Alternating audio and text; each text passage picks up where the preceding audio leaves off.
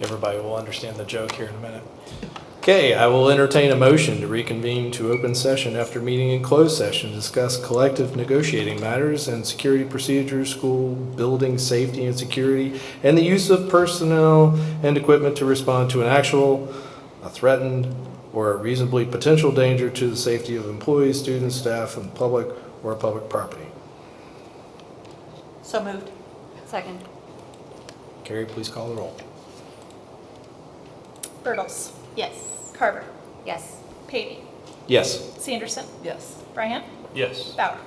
Yes.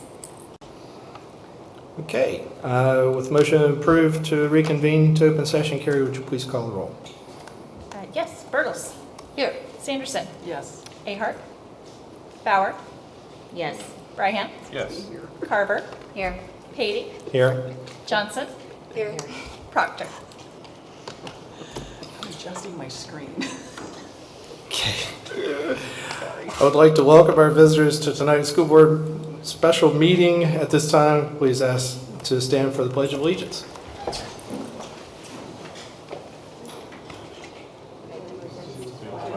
Of the United States of America, and to the republic for which it stands, one nation, under God, indivisible, with liberty and justice for all.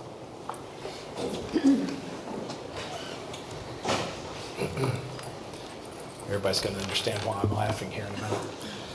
Okay. Where am I now? Okay. Motion to approve the agenda. Ah, yes. The motion to approve the agenda. I will entertain a motion to approve the May 12th, 2025 special agenda has been presented this evening. So moved. Second. Carrie, please call the roll. Carver. Yes. Sanderson. Yes. Patey. Yes. Bertles. Yes. Brahan. Yes. Bauer. Yes. Okay, at this time, the board has set aside time for anyone wishing to address the board. Is there anyone here this evening that would like to address the board? Okay. Hearing none, we will move on to the next item, to discussion items. Okay, 5.1, Dr. Shelton. Okay, so if you haven't noticed, we are using a new platform tonight, which is why there's a lot of confusion and blank looks up here, like where are we and what does this look like and how do we take this? How do you see this? Yeah, I've lost things that I can't find, and we thought the work session was the perfect time to do it because there's not a lot of back and forth between different types of action. It's really all discussion other than roll call, and so we have some slides just to share some highlights for the community because it is going to look very different for the community as it looks for the board and then for us internally. So wanted to just give you some background information on this transition from Board Docs to Diligent.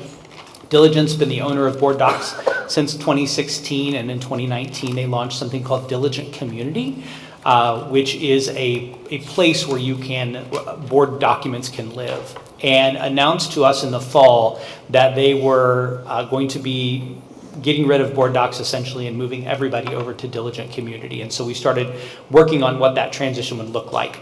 We started transitioning in early March over to the Diligent Community, which meant all of the information in Board Docs was being backlogged and then refed into Diligent Community so that once we make the transition and Board Docs goes away, which will be in about 30 days, then all of the information that was in Board Docs now lives at Diligent and is still there. So on May 9th, Diligent Community for D7 became live, and the website is up there, and we also had a pop-up screen on our website over the weekend. I imagine it's still on there, that if you go to the District 7 website, it pops up and says, if you're looking for Board Docs, you need to go to this link. So Diligent Community is a very new, more of a website look than Board Docs. Number one, it's mobile friendly, which Board Docs was not as mobile friendly. So if you're following along on your phone, you have the opportunity to really see the agenda and navigate, and it should be fairly intuitive for the end user to be able to find things, to see things, and we'll have some screenshots here in just a second. If you notice there are not a lot of upcoming meetings, that's because we have not created those meetings yet, so we have to create a meeting in order for that to show up.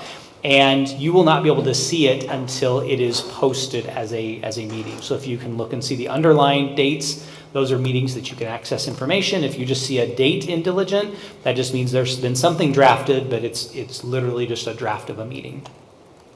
So this is the look of Diligent Community. I'm not sure why those letters are over there on the right-hand side, but just gives you an idea of what Diligent Community looks like. You can see it looks very personalized. It's our district, our students, our staff that are showing up there, and you'll see some buttons there across the toolbar at the middle of Diligent Community. Here's where you will see any upcoming meetings that have been created. So you can see a list of just a few meetings there.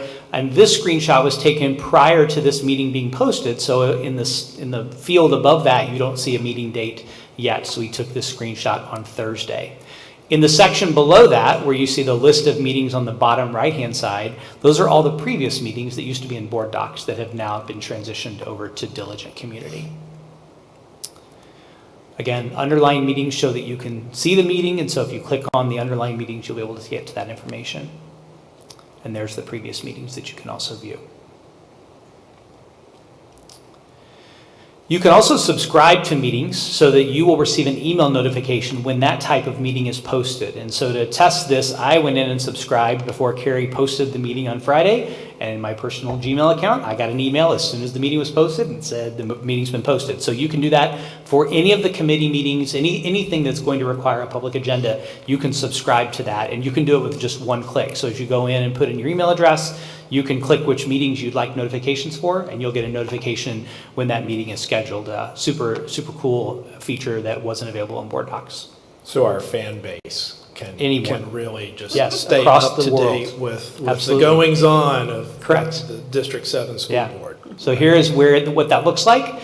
It's super simple. You put your email address in that blank field at the bottom. You click the type of meeting you want to see. So all of those are the different types of committees. So parent-teacher advisory, finance, facilities, policy, special work sessions, and then regular meetings are the choices right now. You can click one or all of them, and then you hit submit, and you will get notifications immediately.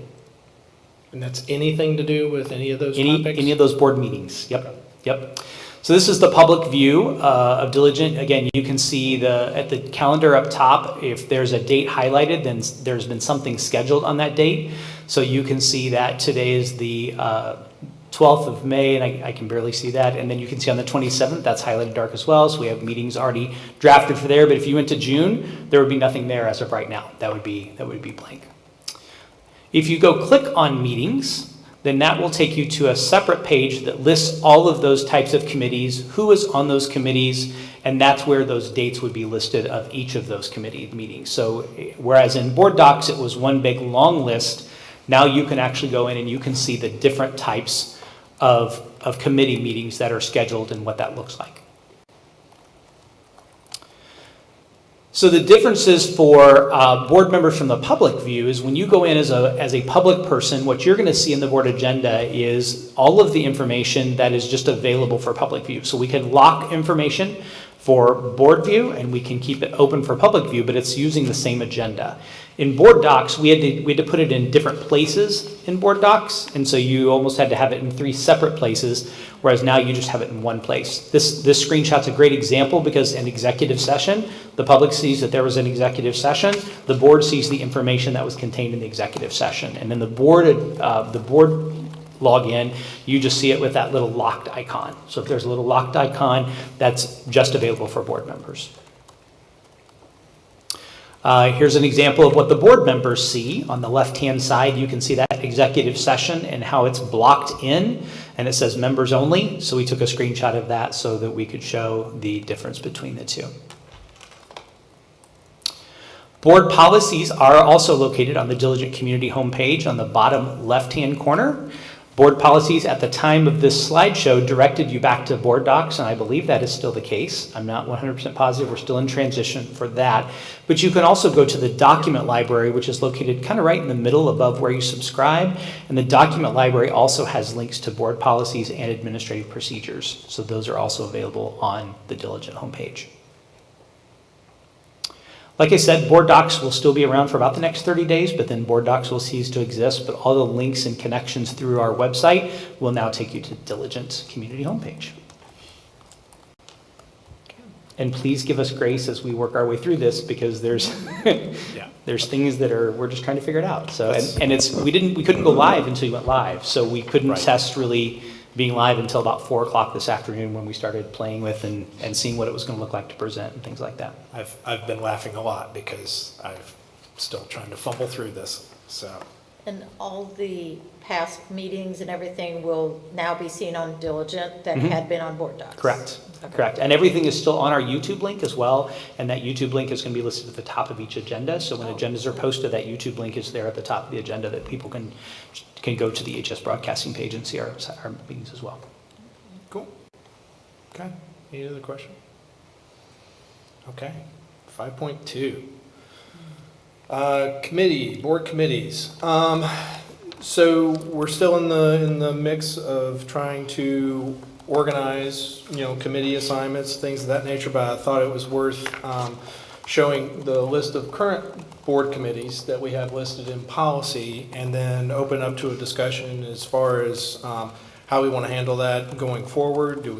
I've got some ideas on that, but wanted to at least throw out there a couple of things, because I know one of the issues I had sort of over the last year or so is just the handoff of information between one committee to another. Like, for instance, the facilities committee makes a lot of decisions that are finance related and may not necessarily make it to the finance committee and things of that nature, and in an effort to try to keep everyone as informed as possible, I was thinking potentially, we could entertain the idea of combining the facilities and finance committee into one, and also for doing and I've seen this in another district, like a personnel and curriculum committee as one, to where they're kind of, because they sort of align each other really well as far as what they deal with, the topics they deal with, one hands off to the other, and so it really kind of segments together like that. And then from a policy perspective, one of the things that I noticed in the last board was a lot of the policy meetings were 15, 20 minutes, and really wouldn't take that much more time as a full board discussion. So not necessarily a need to have a completely separate, because all they do is provide recommendations anyway. We can still go through the effort of having those be a full board discussion. Just whenever the cycle comes up that something needs to go through a review process, it just gets put onto the agenda for a work session. We discuss it and kind of move on from there. Except for the next ones, aren't there 25 policies waiting to be? There's 25 policies that we are currently reviewing. So just as a side note to policy, 90% of our policy recommendations come from Press Plus through either legislative changes, judicial changes, legal review of policies. So a lot of it already has the background work done that we could push out as part of a board agenda as well, so that people can see that as well. Yeah, the other idea that I think is worth entertaining as well is there are a lot of boards that use this work session pretty much just like a committee meeting, and they don't even have special committees. They just basically deal with, as a regular meeting, the committee type of issues, and go through that. It streamlines the process. You don't have to have multiple committee meetings and all that kind of stuff. We could just sort of have one meeting a month where we deal with the committee type issues, and then it's all part of the discussion, and then we can deal with like any of the recommendations that require a vote during the next meeting. So throwing that out for discussion, and I think as we go through this process, looking at the policy as it is, talking about board policies, that would be something that we would address through maybe one of our initial policy discussions, is sort of realigning sort of how the policies get handled. Tonight's a really good example of how it would look if we functioned as a facility committee of the committee of the whole. The summer construction logistics that we'll talk about in just a little bit originally was scheduled that would have gone to facility committee, and then facility would have just given a report to the board. And so tonight we're just doing it for the entire board instead. Yeah. So, but I'm throwing it out there for discussion. I didn't want to take too much time. We got a lot of things to discuss, but I definitely wanted everybody's comment based on sort of those two directions where what you all thought about that, and yeah, go ahead. I don't mind the group approach to the committees, but I do think there needs to be a spokesperson or point of contact for the committee Otherwise, we're gonna lose information. Because someone else will assume somebody else will handle it, and we won't have somebody to contact if we don't have, like, a chair or a point of contact. Okay. But handling it as a group for group discussion, I think that will help out to keep the information consistent amongst us all. Okay. Agreed. And Well, are there, oh, go ahead. are there typically people outside of the board involved in any of these committees? For facilities, there is. Yeah. So facilities, any of our vendors or the big contracts that we would work with, so our architects, our construction managers would come to those as needed. So we just have to ensure that the meetings are available, the Correct, timing yes, works out. yes. Yeah, but we kind of have to do that Yeah. anyway. Correct. by the We- time yeah, for the we do that committees and regardless. so. And are you, Bob, if we consider using maybe the working session as an opportunity to convene on some of these committee topics, are you envisioning that it just lengthens the meeting for those particular nights, or not necessarily, just depends on what's on the agenda? That's kind of what I'm thinking. I mean, I would say more than anything, what we've had historically are, meetings like tonight, but then we have to schedule another time, some other day, which, depending on the committee, has kind of been like at 8 in the morning or whatever. And now we have a board where a lot of people are, got jobs and can't be here in the middle of the day. And so that kind of brings us to the evening where we kind of have to be more efficient with how we do that. I think, if we maybe started a little bit earlier, like on tonight, and, took a good break, and then kind of get through the information. I think having 2 primary days a month that we can kind of get through all this stuff will sort of hopefully make everybody's schedule a lot happier.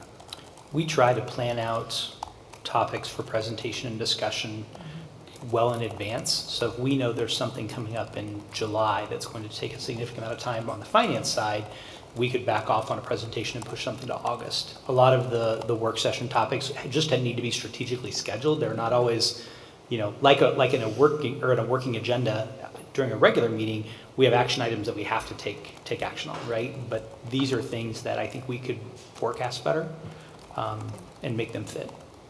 I would There's- definitely, go ahead. 2 things. If we have a bigger issue that needs to be addressed, we can call an interim committee. Yeah. But also, whatever we decide, we can change it later on Right. if it doesn't work. Absolutely. Alma has brought up the idea of, if, AI, and we've kind of mentioned that, that can be the way the policy is set. I mean, we create an AI committee, bringing in people from the community and people on the board to kind of be there and part of that, and then they provide that report to the board, and then once they provide the report, then they're disbanded. It's all that can happen without a change to the policy, those types of things. So those are more ad hoc. More ad hoc Yeah. type of committees. But, I'm open. I mean, we can, if we want to change and sort of consolidate committees, we can go that direction, or we just remove them altogether, still leave the ad hoc language, all that kind of stuff in there, and then just use our work session to kind of deal with topics as they're scheduled, because that is something that Dr. Shelton and I have talked about, is having to come up with a schedule and making sure that all the wickets are met. Sometimes on the facilities and or finance committees, they're often scheduled right before the regular board meeting, whether it's the Friday before or the morning of or whatever, because there are things that that are in a timely fashion. They can't be addressed, possibly can't be addressed 2 weeks ahead, like during a work session is usually 2 weeks prior to a regular meeting. Sure. How would those things be handled? Well, that's a good point, and there's nothing that says that in some ways we couldn't use a regular meeting for a topic depending on what it is. I mean, Sometimes those finance meetings lasted well over an hour, so I guess that would have to be consolidated to some degree. Bob might have to quit talking so much. I will say that. Yeah. So I do get into the details on that. So okay. I definitely am in favor of streamlining to the extent we can, being mindful of, specific things that we need to ensure are handled at a board meeting. I mean, I think we can probably figure out how to handle that.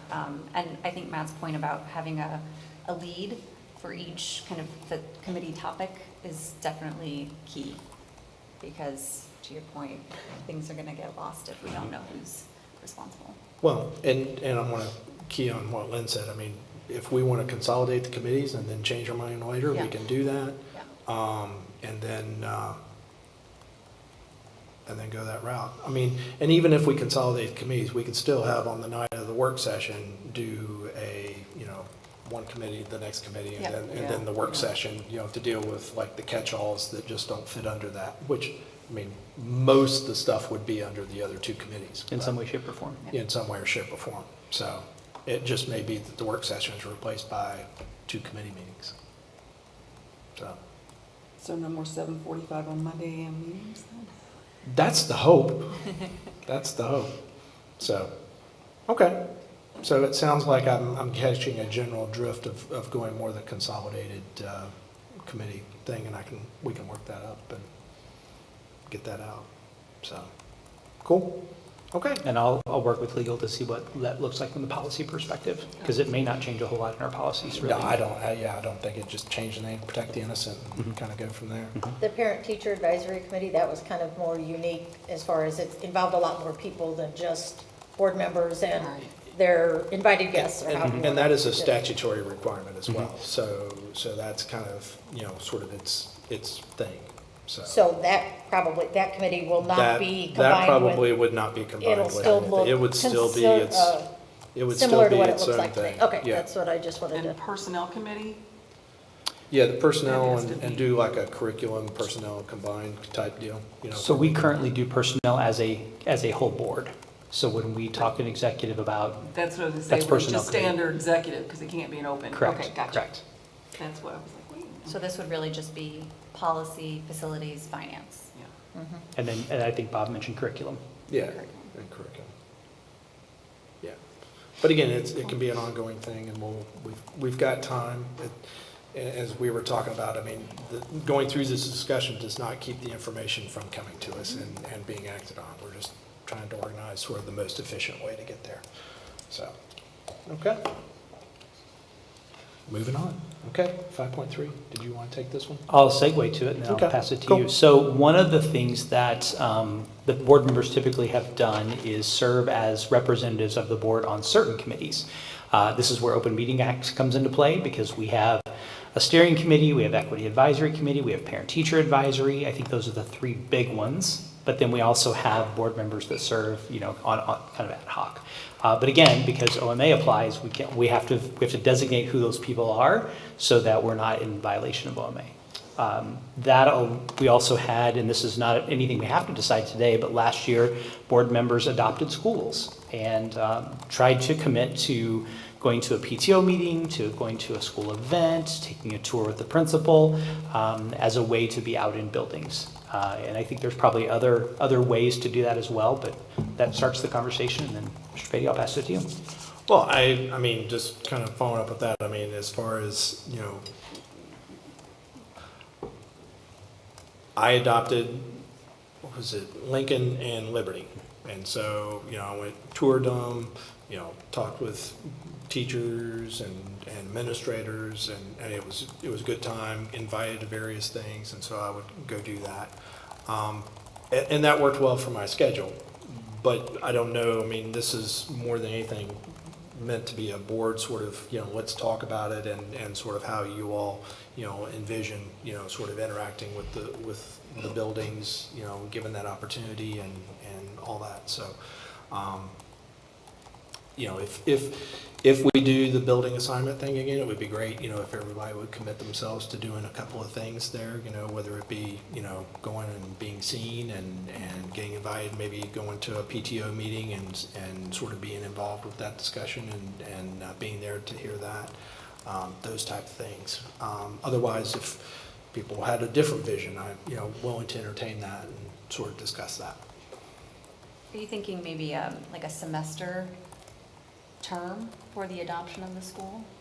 for the school adopting the board member? Or would it be a year?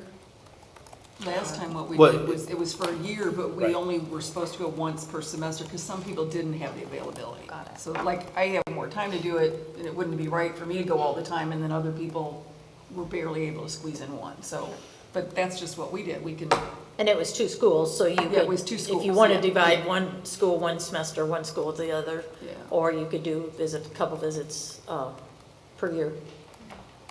I think that went well myself. It was good to have the time scheduled. I mean, the one school I went to, it was during parent-teacher conferences. And so I got to, talk with the teachers and things like that, as well as just touring the building. So it worked out nicely that there weren't a lot of students and people being distracted. We could do some good conversation. I mean, I know it's Availability. early, in your tenure to have this discussion, but I think it's definitely valid, so, I mean, yeah, go ahead. I think it's important for all of us to get to know every school. I've had the opportunity to visit each school, but there's been some administrative changes since I've left. And I'd like to get in each school, but it needs to be easier. It needs to be convenient for the principal as well as me. So I don't know that process, and I'd like to know how we can kind of just pop in without disrupting the educational environment. Okay. so last year, legal talked to us about just popping in. Well, I would never pop in. I respect people's time too much. But, with a couple of days' notice at the end of the school day, when you're not disrupting the educational Yes. environment, I wouldn't want to sit in a classroom and watch them teach either, because I wouldn't have any idea what I was observing. But to pop in and get to know the layout of the school, get to know the needs of the school, get to see what repairs might be needed in the future, does a lot when all you get to do is see it on paper. But having the ability to get into school, from what I see, is kind of hard. And I don't think it should be that hard. Yeah. So then I guess, well, again, the benefit of having like the 2 school adopted, was easy from a schedule, and the school didn't have to worry about a lot of people coming through. But I see the benefit to what you're saying. I mean, are you thinking 2 at a time, or No, are I'm you wanting to thinking- just do it individually, or? I have a flexible schedule, and let's just say there's leaks in the roof of school X, and I want to see the leaks of the school. I should be able to make an appointment days in advance, obviously with respect to the superintendent, and say, hey, sometime between, on Friday between 2 and 4, I'm going to just pop in and check this out, because I'm the one who gives a vote on whether or not we spend money on the repairs. I should be able to assess those repairs and say, oh my gosh, that's worse than I thought. Makes my decision a whole lot easier. Well, I'm curious, is there a reason that wouldn't be possible? I mean, I feel like we've had a few things come up recently, like touring, construction and warehouse, is there any reason that we wouldn't be able to get in to see a leak, if there was a leak, or visit a school to talk to a principal? It just depends If on there the was, time of if there was day. scheduled, if it was scheduled in advance. Yeah, I think it really just depends on the building, the principal, the time of year, what's going on. There's certainly times when I think you could probably call and get a time with the principal tomorrow afternoon right after school. And then there's times where, everybody's busy for 3 days. So I think it just depends. I think we can always get you into a building to see something specific you want to see. Just like we did warehouse and just like we did Lincoln, we just have to make sure we're acknowledging Open Meetings Act. Or calling an open meeting and taking a tour as a group of 7, and if we have people from the community join along, then that's what happens. I think I'd want to be cognizant of principals' time and making sure that we don't have 7 people calling them saying, hey, in the next 3 days, I'd like to see this leak. I think that's where it'd be better going through my office or facility, so that we could, we have a little bit more flexibility because we're not running a building with kids. That we can schedule those times, and we can move things around in our schedule too, whereas principals don't always have the flexibility during the day. So I guess then, the question is, if it's okay for board members to schedule it on their own, I guess what would be an appropriate time frame for them to be able to do that in advance? Other than like a couple of days in advance, that would potentially be, I could see problematic, but I mean, like 2 weeks in advance or, you know. I see if think it's, that's a reasonable request. you know, I mean, So would a consistent protocol be through your office, or if I visit, school X and I contact the principal via email and say, hey, next week or 2 weeks, and I carbon copy you on it, or how would you like this? So typically, as an individual board member, you have the same authority that you would as a parent or a member of the community. So if a member, so that's a good rule of thumb that our legal has given us. So if Bob emails Alex Fox because he wants to see the gym, if we would provide that level of access for a community member, we would do the same thing for a board member. So in that way, the example I use with our principals is, if a new parent moves to the community and they want to tour the school, what's reasonable? If they call on Monday and expect a tour by Thursday or Friday, is that reasonable? We could probably find somebody to give a tour. Now, because you are a board member, they're not just going to delegate it to anybody, right? They're not going to just hand you off to somebody and say, hey, can you show them around the building? They're probably going to do it themselves. So that's, there probably is a little bit higher level of expectation of responsiveness. I think always copying me is helpful, because then if something happens, I can kind of step in and make sure that there's other people to support whatever's needed, depending on whether it's just like, hey, I want to see the building, or there's something going on that, adds a little more urgency to it. So when I bring up things we did, it's not to say we should do it that way, it's just to say, tell you what we did. So when I started, you did individual tours for us, or group, so if there's buildings you haven't seen, Dr. Shelton can certainly take you on those too, because there were definitely from some schools I had never been to. And I got to go with the media guy before. Yeah.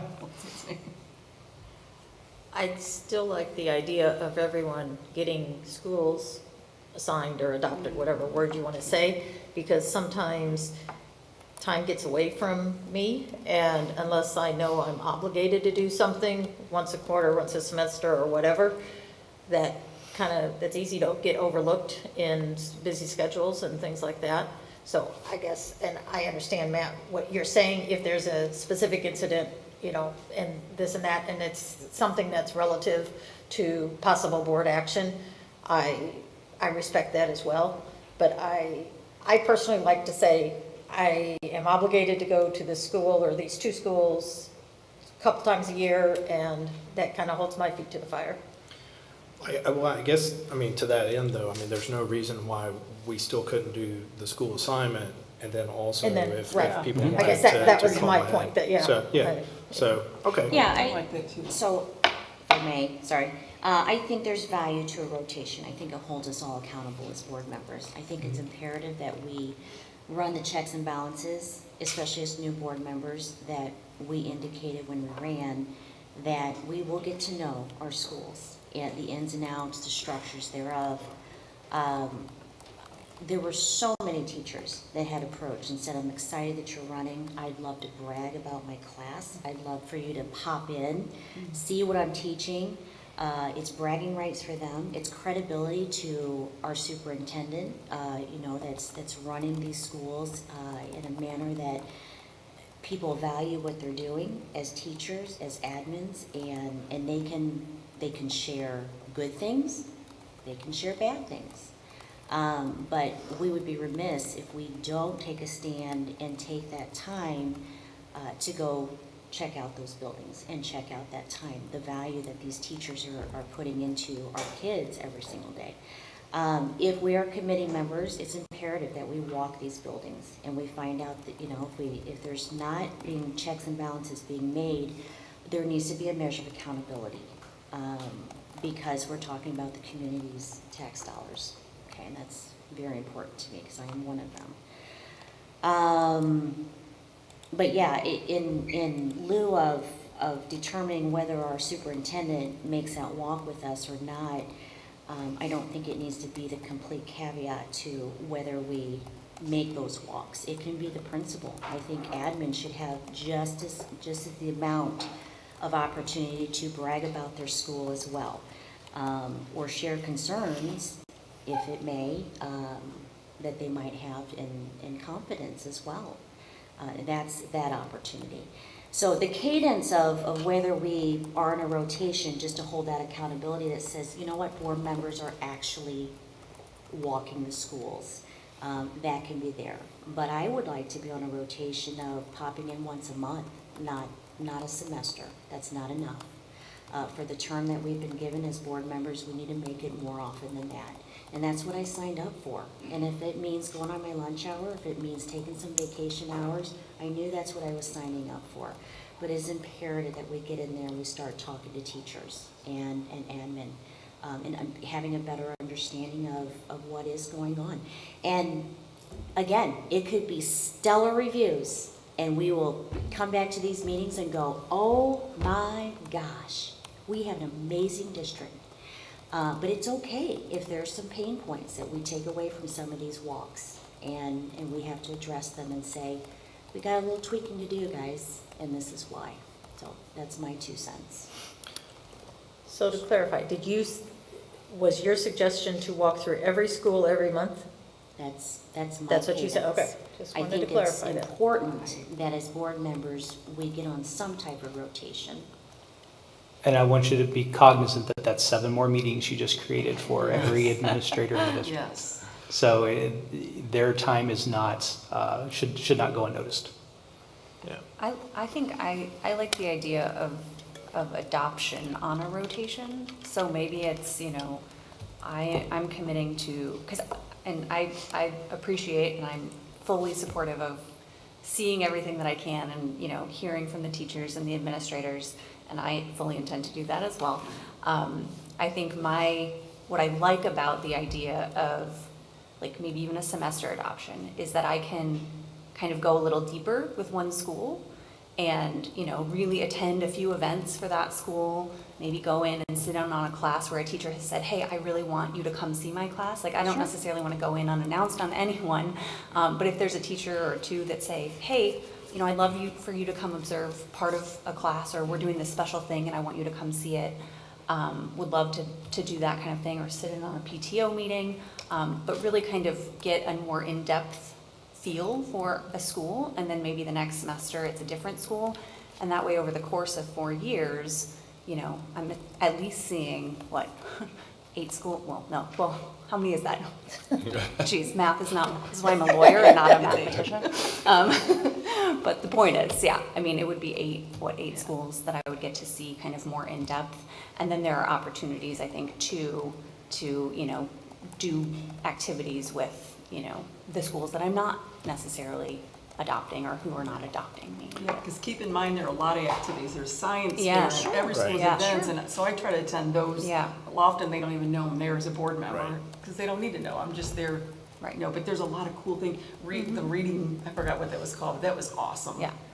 Reading kids. So. Well, and just to kind of, because we need to move on to some other topics here, I'm just going to kind of summarize what I think I'm hearing.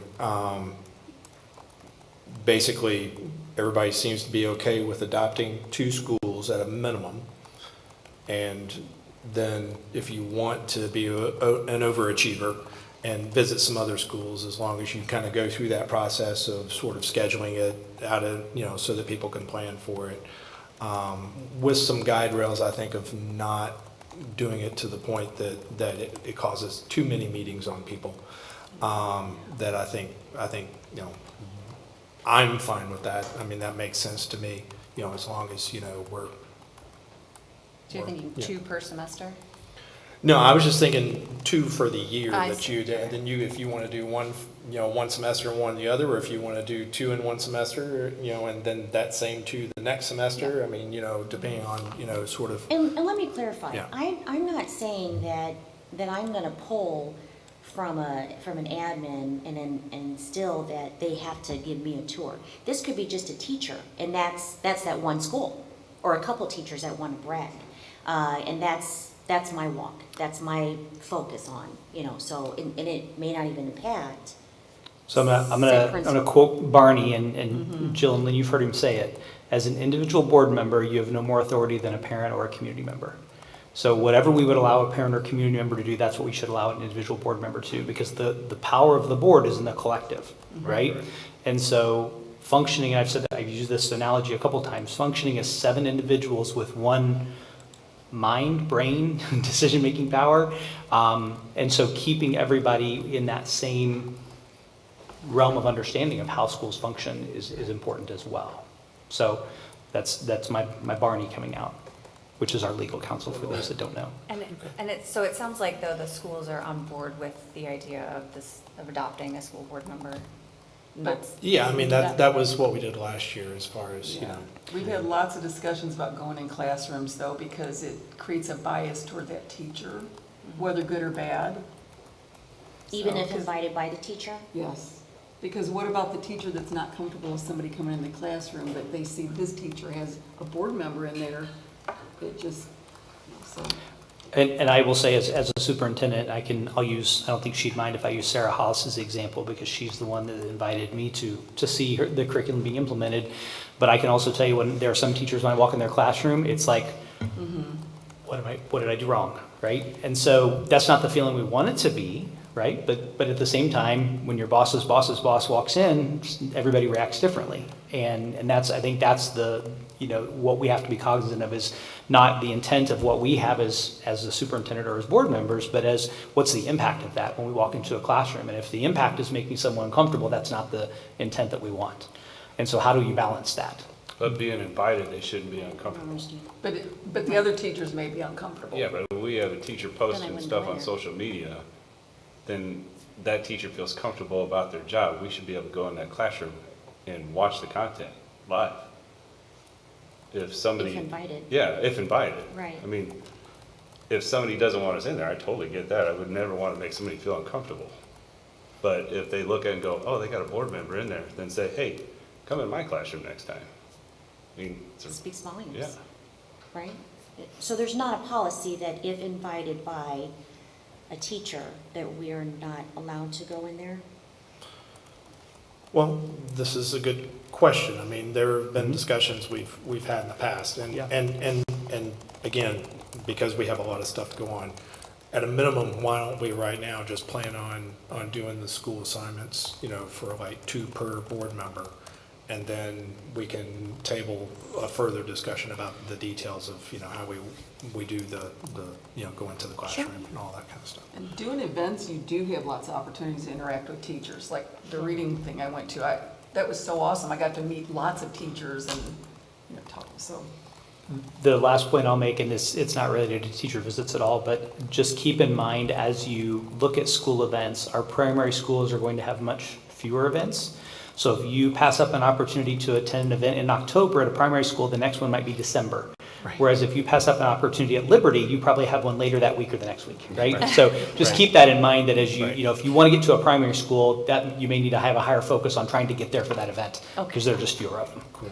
And I do want to stress before we move on, you had mentioned some committees that you have. Yeah. And you'll So make a list available if people Yep. want, and then we can schedule people's interest if, where we have availability. I will send a description to the board this week in my updates, and so that way you can have an idea of what those committees entail and how often they meet, so we can decide who's going to be the representative on those committees. Should we continue our committee right now, or just not go to them?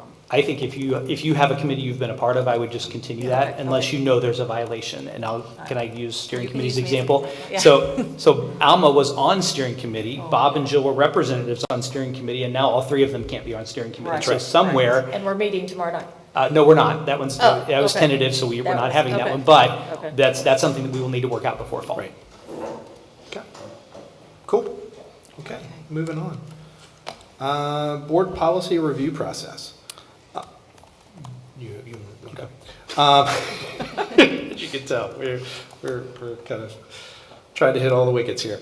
So through the board policy review process, generally how that works, if you go through and you look at the policies, or you have an idea, a change that you notice, through a discussion, through going through schools or whatever, something that you feel is important. Generally that process is you send an email to Dr. Shelton and myself, and then we sort of start that process of looking at it.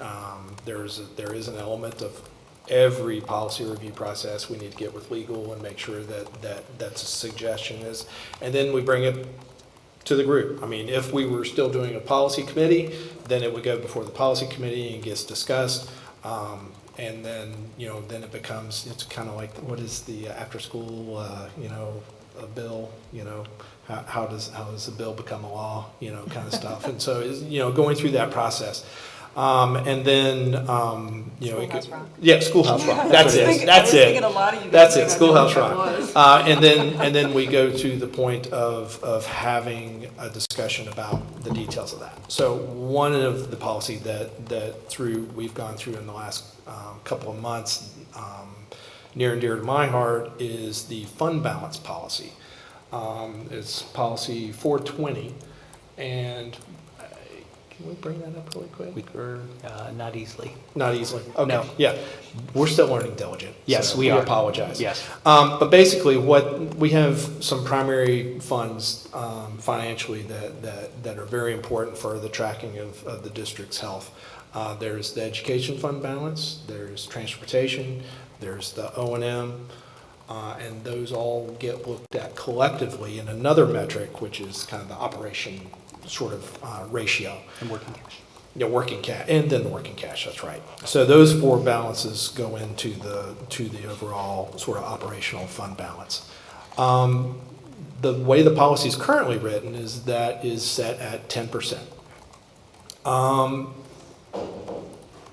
Which is fine, it's a floor, and you don't want to go below 10%. But if you allow yourself to go below 20, or go even to the 10%, you actually end up on the state watch list.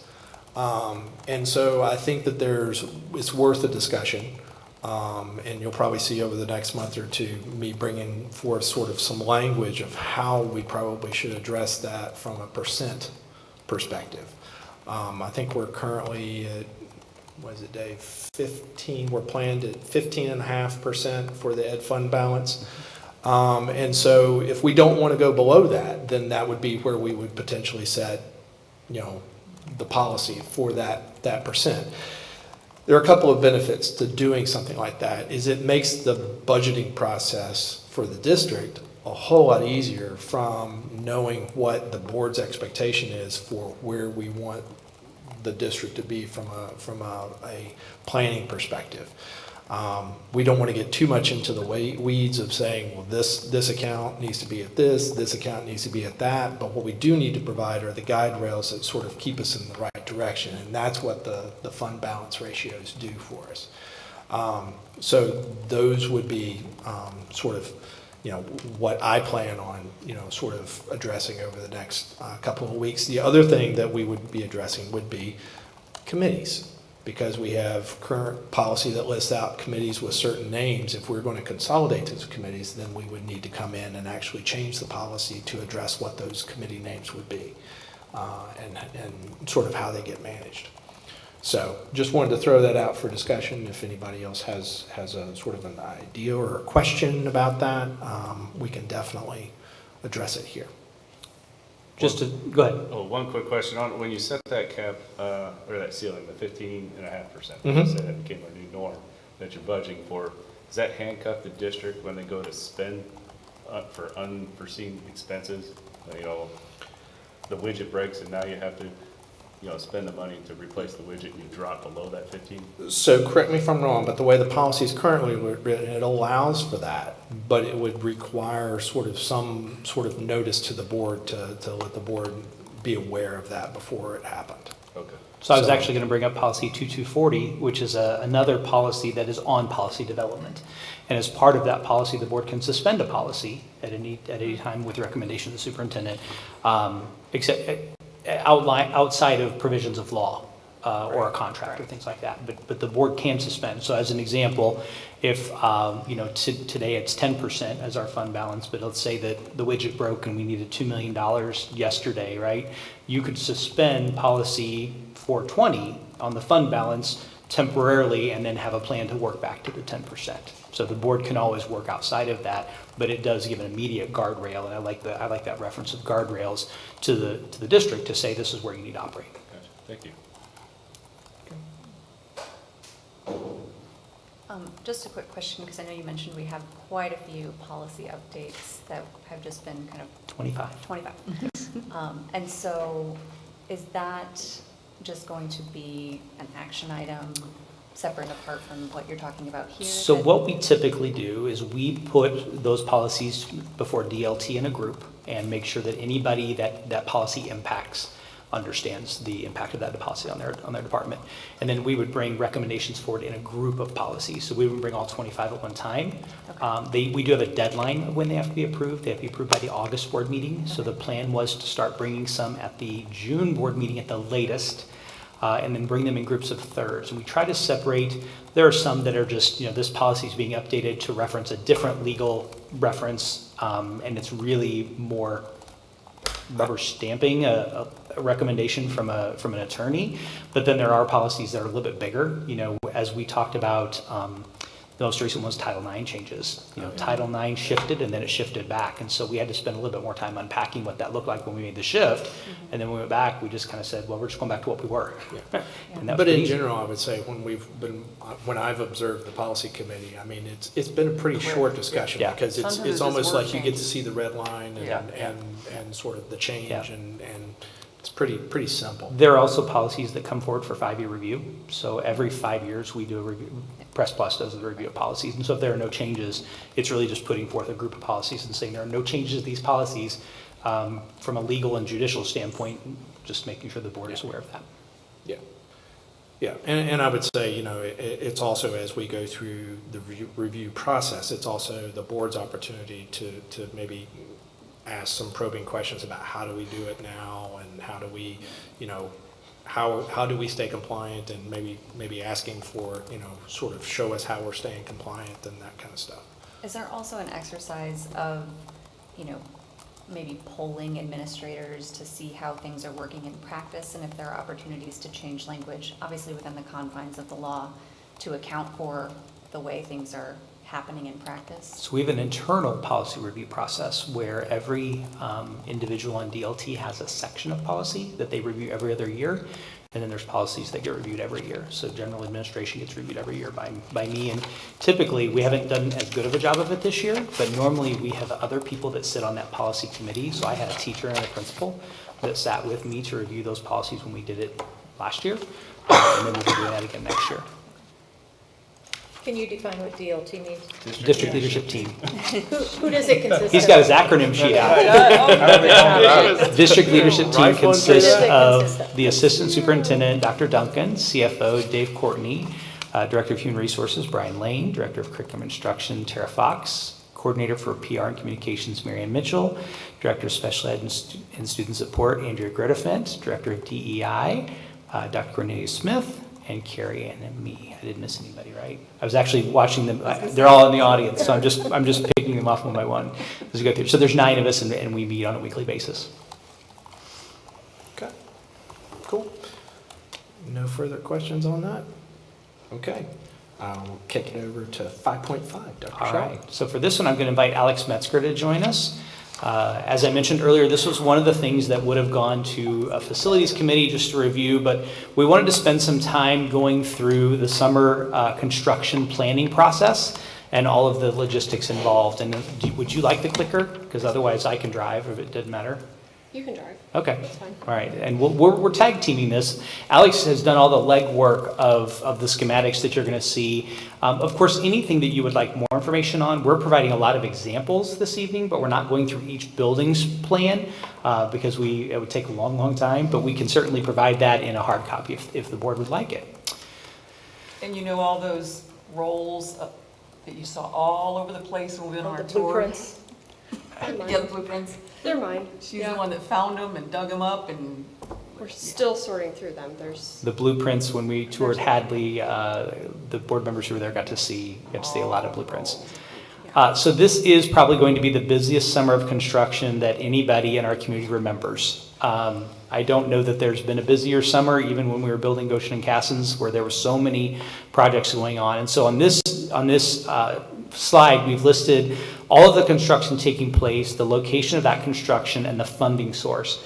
Now, this does not take into consideration other simple maintenance or even more complex maintenance items. These are just the big things.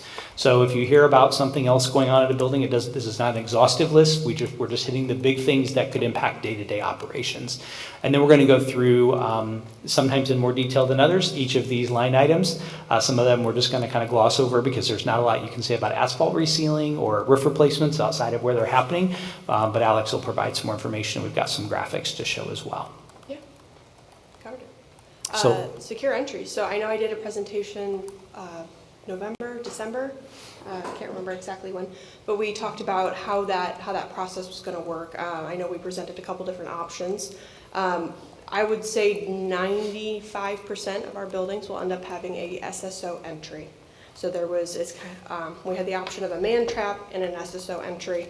All the schools we are planning to tackle this summer will have the SSO entry. So essentially, the exterior doors labeled number 1 are always locked.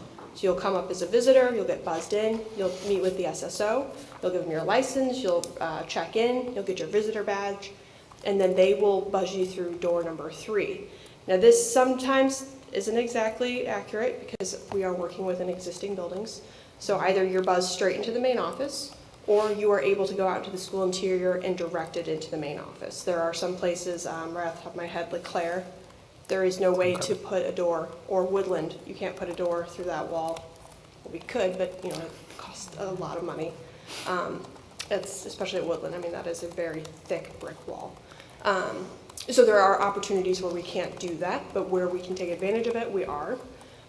So essentially, you check in at the main office. Either you wait there, someone will come and get you, or you're able to go into the building as needed.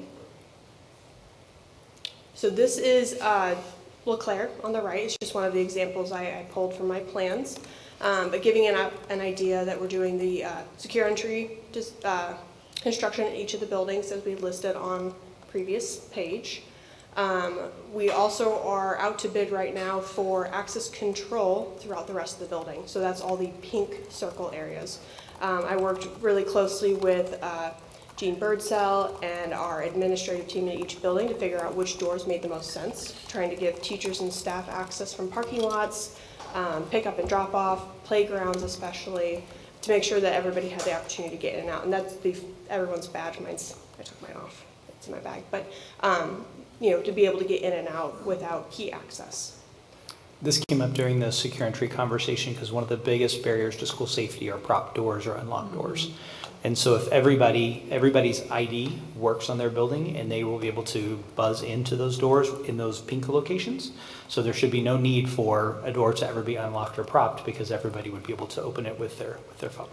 Exactly. Just to confirm, so those doors, the pink ones, are going to be installed at the same time as the double entries this summer? It will be, yes, it'll be over the summer. We are, actually, I think we have a pre-bid meeting tomorrow with hopefully some good hardware consultants and electricians to be able to do that work. We are planning right now to come for board approval on the 27th for that work. I'm really hoping we get some good interest in it. I've sent the plans out to a couple different people right now, so it's looking good. But yes, the intention, LeClaire's a little different. We're going to try and push that one until after summer school, just to make sure there's no interaction, because you will have to be above ceiling, so ladders up and down. Everyone will be fully background checked per school code requirements, but this way I know we need a lot of space at this particular building for summer school, so we're trying not to have that Interaction. Thank you. Interference. I'm trying to think of words here. But then secure entries, we do have a plan for, especially at LeClaire, of how to keep everybody safe and secure, and construction on one side and students on the other.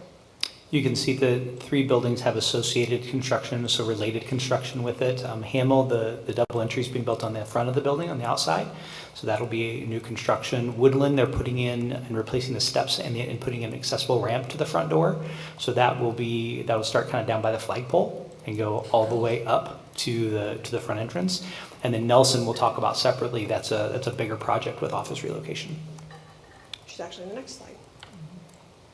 There we go. I think I also presented on Nelson late last year. So essentially, everything on the right in orange and everything in the middle in orange are effectively flipping. So right now, classrooms 210 and 211, which are located right when you come in the front door, those are going to be relocated to the center where the office is currently.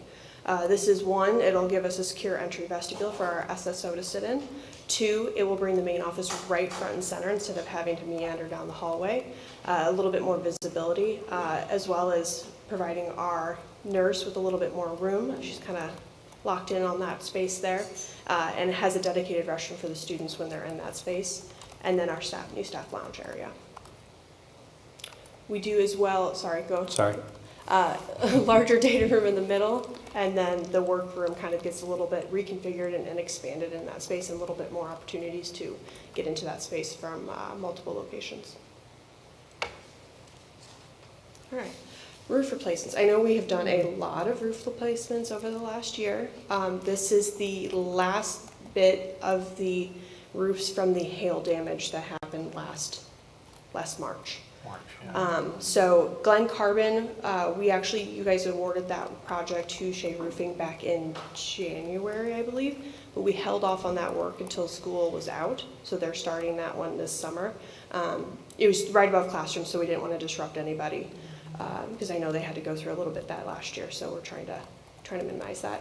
Woodland is just a very small section that wasn't replaced, so that is getting done. Columbus is a full roof replacement, Hamill and Nelson as well, full replacement. Solar installations, so we're down to our last 3 buildings. Liberty should actually be done here probably in June. Glen Carbon, they can't start, they technically started last week, but they can't finish until the roof is replaced, so they've been a little delayed on that because I keep holding them off to make sure we don't disrupt the students.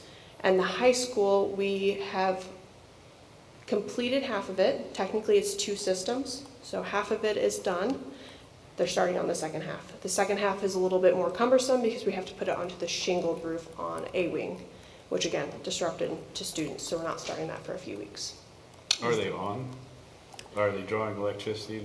The ones that have our witness test is actually operational, yes. So we've got South, and I'm gonna go through my head here. South LeClaire, John Davis, Hamill? Midway, not yet. Not yet. Midway didn't get any.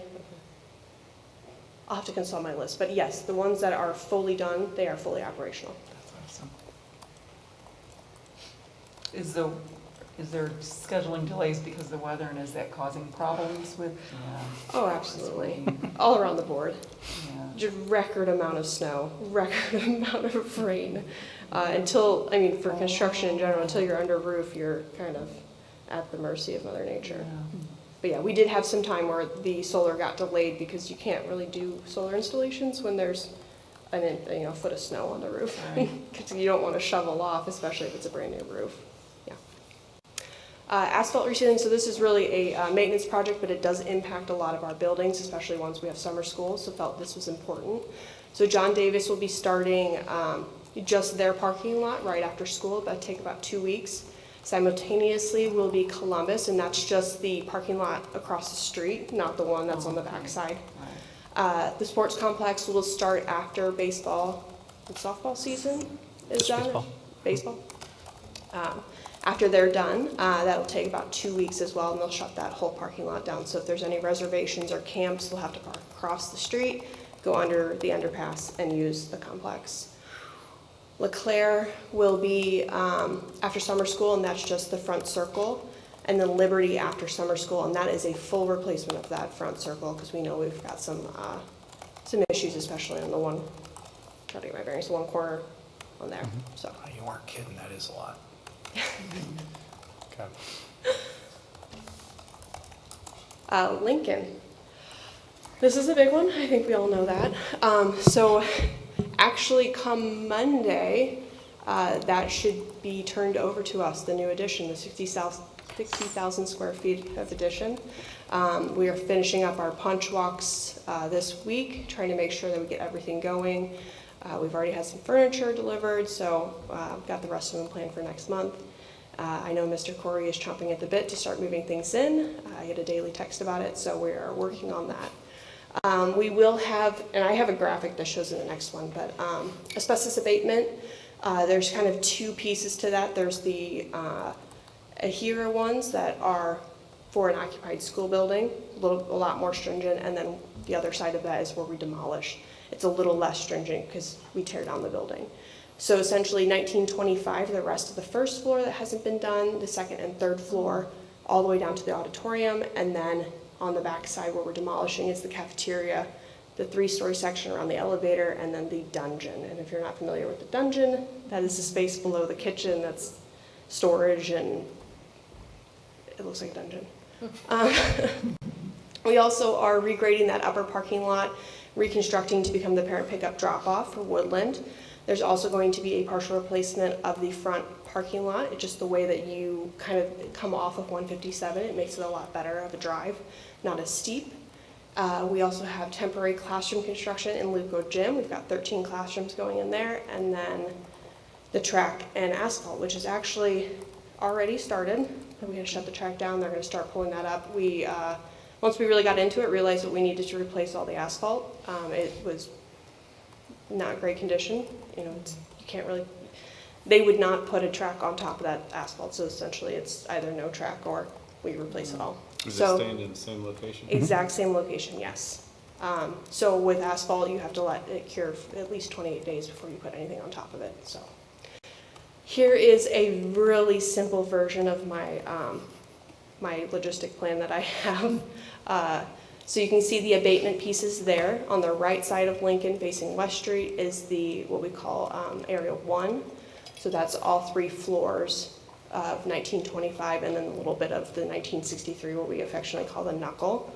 And then on the back side there, touching the blue, that is the area for demolition, which is the current cafeteria. All of the blue which will be the exterior renovation pieces that SM Wilson will be taking. If you notice in front of Woodland, there's actually some overlap on there. That is where Holland Construction will be doing the front entrance with the stairs and the ramp. So they're kind of, there's a little bit of cross-contamination, but thankfully it's the same subcontractor, so we're working through how that works. And then we've got our partial roof replacement on the side as well. Also mentioned that the red strip at the bottom is where the city of Edwardsville is doing the extension of the shared use pathway. So there's a lot going on 157 right off West Street and Schwartz, and so you might want to avoid that area this summer. It's going to be pretty active. I hope you take a lot of before and after pictures. Yeah. Oh, yeah. They've got some- SM Wilson does a really good job with our drone footage, so we have some Good. really nice visuals. About every month they get out there, and I have a nice aerial of that. But yeah, absolutely, it's going to change so much. So this is just a snippet of kind of what each floor is going to look like come fall. So floor 0, if you can see in that gym, all those red boxes, those are the classrooms, the temporary classrooms we're building for a year. Again, there are full walls, electricity, data, you have your floor, there's a ceiling, there's air conditioning, fire alarm, everything that our standard classrooms have right now, and roughly a similar size to those classrooms as well. And then as you go up to first floor, this will be our main connection from the 1963, the old portion of the building, to our addition on the right side.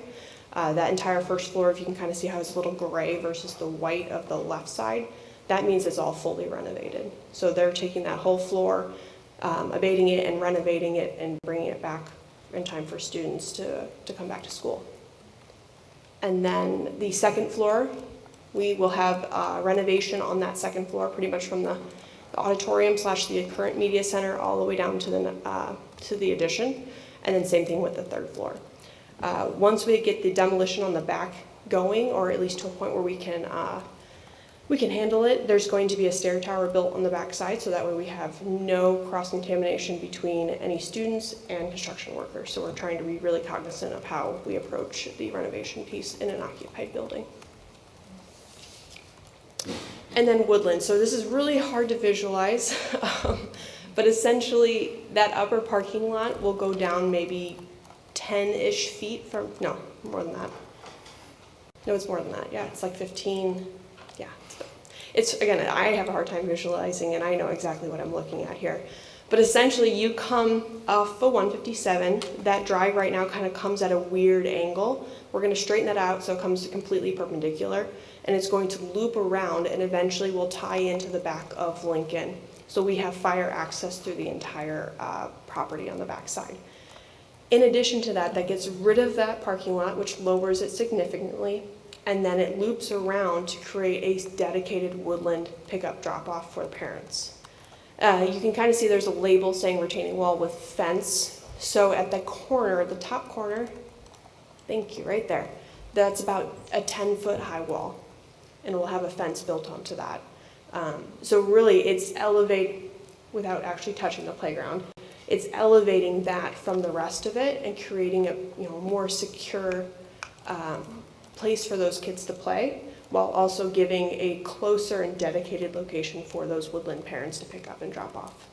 The best way to describe it is if you stand on the corner of the swing set, where I just had my laser pointer, right here, you're going to be looking down at the drive, and right now you look up. Yes. That's so weird. Right? So, and I don't remember the number that Carrie provided me, but I think it's 2,500 semi-trucks of dirt, No, it's 20,000. 20,000 cubic yards of dirt. So No? it's 60,000 trucks, I think is the number. Okay. A ton of dirt. There are too many. Yes, Stay away so from that that's, area. Yeah. going to change the landscape of that entire area is when that elevation drops, and then obviously changing the way parent pickup drops. Yeah, a works. lot of that parking lot that's there was just fill from when they rotated the field back in the 90s, 2000s. It used to go north-south, so a lot of that is just fill. So it's not benefiting us to really have any of that. It's not good. And It's when's the dirt supposed to start moving? I'm just going to say May 29th. Okay. I think they're going to really, that's when they'll start setting their fences. They'll really start going. They need every second they can get. Sorry? Where is the dirt going? I know they were still trying to work on that. Some of it comes down to the subcontractor and what their deals they strike with different places to take the dirt. Yeah, it's a lot. Is the softball field still going in? That's the plan right now. So it's not going in for this summer. So where it says Woodland Parent Pickup Drop-Off, that is the eventual location. We can't do that until the gym comes down, which is next year. But we are putting all the steps in place to accomplish that goal. Without going back to the screen of what's paying, who's paying, or how's this getting paid for? To this relocation Bond. of the, This is a part That's of the bond. Lincoln This is all project. bond, yeah. and was any of this on in the first list of what we thought was going to be done? This is all being done as part of Lincoln pickup drop-off, because we needed to Okay. change Lincoln's pickup drop-off. And so in order to do that, we had to change Woodlands first. Okay, Correct. but this really wasn't in, I guess, there's a lot of money being spent now that we were not originally expecting to be spent, and that's what I want to make sure We that didn't say. understand all of the domino effects of changing Lincoln pickup and drop-off. Okay, And so when we get to 2027 and we have the new pickup and drop off, one of the things we've provided is double stacked, and this is double stacked for Woodland as well. So when you go up to the top, or I guess the top of the hill, and you turn left into that loop, cars will be able to double stack there. So we'll be able to put a significant number of cars. We did the same thing for Lincoln. So Okay. Lincoln will have a double stacked loop as well. In some of it, in the really early design concepts that we did, we knew we were breaking this into two phases. You had the addition and pretty much everything else. When you're trying to do a lot of that conceptual design, you look loosely at grades, you look loosely at percentages for cars and fire trucks, but until you really get in and start honing those drawings, you're not entirely sure of how the grades are going to work, how the percentages of grades, because we need to keep things at a certain level to make sure fire trucks have access. You've got to make sure you get your turns correct for the fire trucks. Accessibility. Accessibility is a very big concern. You'll notice when we get eventually over to the Lincoln site plan, probably for next year, you'll notice a lot of switchbacks.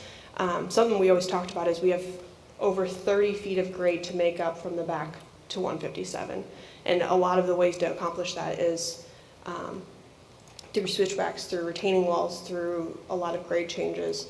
And so it's really hard to conceptualize those things when it's just a block on the drawing. So it morphed probably more than what we all a little bit expected, but at the same time understanding the needs from a maintenance aspect and making sure we're taking that into consideration as we do everything is always pertinent. Does that answer your question? Yes, it Okay. does. Thank you.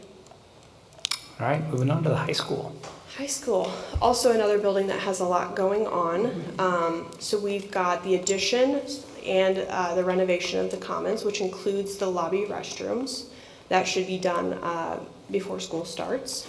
We have the replacement of the Winston Brown track and field. That work is going to be starting soon after school lets out. We'll have the solar installation, which again will be done before, depending on how we get our taps, which you've got to do some outages for things. That should be done hopefully before school starts again. We've got our secure entry and access control throughout the building, the renovation, light renovation, make sure I say that, of the art center, the ceiling of the sports complex parking lots that we talked about, and then eventually there will be a softball turf in the fall, and then the high school main floor gym should also be completed this summer. So again, a very light view of the logistics plan, a little bit more easy to understand here. So we've got the field off to the right. We've got our solar installations. Anywhere that's not colored blue, and actually you can see it on this graphic here, all the little rectangles by the EHS, those are all our solar panels installed already. The blue will be the areas we'll be tackling this summer. And then you have the construction commons construction that access off a tire drive and into the back there, and then our secure entry at the very front. And I didn't put on here with different access control points, but those are pretty much all around the building there. Once the secure entry is in the high school, it will be nothing changes structurally from the 2 double doors, but there is an additional window that goes in on the left-hand side of the doors so that the SSOs can view what's coming at them, and then there's a door being installed from that space into the office. So someone coming in doesn't have to go out into where the students are, they can just go straight into the office from there. Yes. Sorry, try to click. And then this is just a graphic showing the sports complex with the parking lot resealings, showing exactly which lots, and then again, the softball would start in the fall. So required abatement notification has already been sent out to individuals in those buildings, which would have been Hamill, Nelson, and Lincoln. Yes. We are preparing building communication that principals will send out before the end of the school year that just communicates what's being done in their school community. So obviously for some schools that's a very short letter, for a couple of schools that's no letter, and then for a couple of our schools it's a longer letter that's going to have a lot of different information. We'll have a district communication that just very broadly talks about construction, and then the welcome back communication from buildings will include changes to the campus. So for several of them, there could be a change in, for example, the high school. You no longer will be able to go into the lobby area. You will go straight into the office. We're going to highlight our security procedures when we do that so that everybody understands not only what our procedures are, but why our procedures are important. Giving driver's license, running people through Raptor, getting an ID, things like that. And then for Woodland specifically, there'll be significant changes in the pickup and drop off process for students. So that'll be highlighted in their communication. The communication that's going to families at the end of the year, will that include information about like key points of contact if families have questions about certain things that are going on? We'll send them to the main district line and then we'll Okay. disseminate it from there. Great.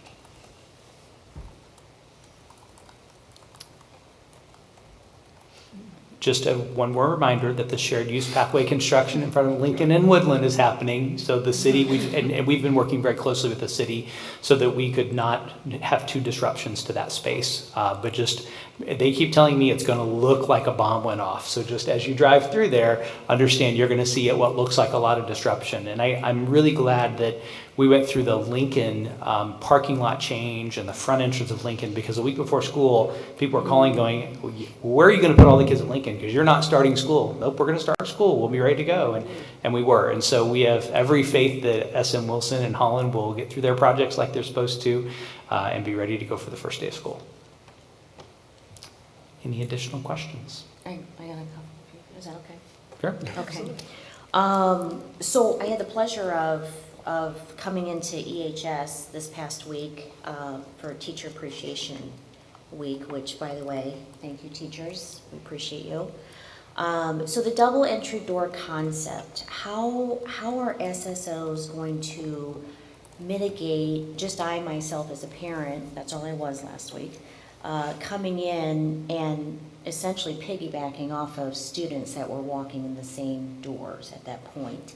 And I knew to stop, get my little nameplate or, little thing on my, name tag, and, or I didn't have to. I could have been that disgruntled parent that just wanted to run right through. How are we going to separate that concept without me as a disgruntled person? So you talk about the construction side, and I'll talk about the programming Okay. side. Well, from the construction side, you've got your SSO full visibility, so they can see who's coming. So you at least know, hopefully, most of our students don't look like full-fledged adults yet, thankfully. Hopefully not yet. But the visibility, and I know that from security, I've actually walked through at the exact same time when students are coming in. And, Yeah. I have been mistaken as a student just once. That's cool. So it's great. But when you are coming in, a lot of times they have to sign in as they're going, or they have to swipe something. So if they're not able to do, if they're stopping because of that, and then the SSO is able to kind of pull them over and say, hey, well, you need to sign in over here. So a lot of it is going to come down to the SSO and our monitors to make sure they're visually inspecting everybody as they come through. But from architectural standpoint, we've got our additional window to make sure that they can have that full visibility to the front. We have our badges that we can help badge people through, push buttons. There are some features that we can kind of lock down some of the doors as needed if there is ever a presence that is unwarranted. Do you want to talk on the security side? As you walk in the left-hand door, so that's the door that you'll go in. Buzzed in. So there's going to be a wall separating the other two doors from that door. So there's no more kind of, I think there's a dividing rope right there or a separate, you can't skirt that anymore. It's a full wall that's there. The SSO now is going to be facing the front door. So rather than walking in and turning to the left and facing the SSO, you're going to walk in and face the SSO and they're going to be against the back wall. And that space to the left is going to be open, and that's where parents would go to then go into the office. And you'll have to be buzzed into either door. So as you come in, students will get buzzed into the door going straight ahead after they scan their ID, whereas parents are going to go to the left. So there's a more cleaner separation of those two parties, whereas right now there is no separation. They're all coming in kind of the same pathway. So at the high school, that specifically is. Now, at other buildings, but again, it looks much different at other buildings, right, than it does at the high school. But at the high school, there'll be a separation going that way. And as Alex said, SSOs have the ability to open it and lock down doors going either direction. So they can buzz you into a door, or they can keep a door locked so that you're kind of contained there. And I think just coming down to the visibility of it, you're going to be able to see a lot more than they currently do. I mean, you're obstructed by a full solid wall. So knowing who's coming towards the door will help give you perspective of what you need to, anticipate.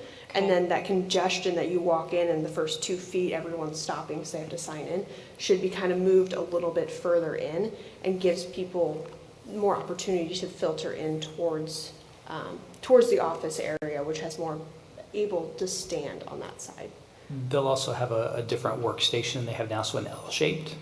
So there'll be a space that faces the door that students go in and a space that faces where parents should go, so that you can assist two different parties in different ways. Perfect, yes. Whereas Perfect. right now, Yes. you're all stuck at the same table Yes. waiting on Yes. everybody else, Student right? and visitor. Yes, yeah. correct. Perfect, Correct. okay, Yeah. love that. Yeah. There was rumors, so I just want to either temper it down, or you guys can confirm, and this would save a lot of time. There was rumor that there were some solar panels that were inappropriately stored and they've been damaged. Will that impact, I think, 3 more site locations that still need installs, or was that just a rumor? I have not heard that there was any damage. Anything stored, and if it is damaged, they replace it. That's not on us. Okay, That is, they are storing them there. They are responsible until they are installed. okay.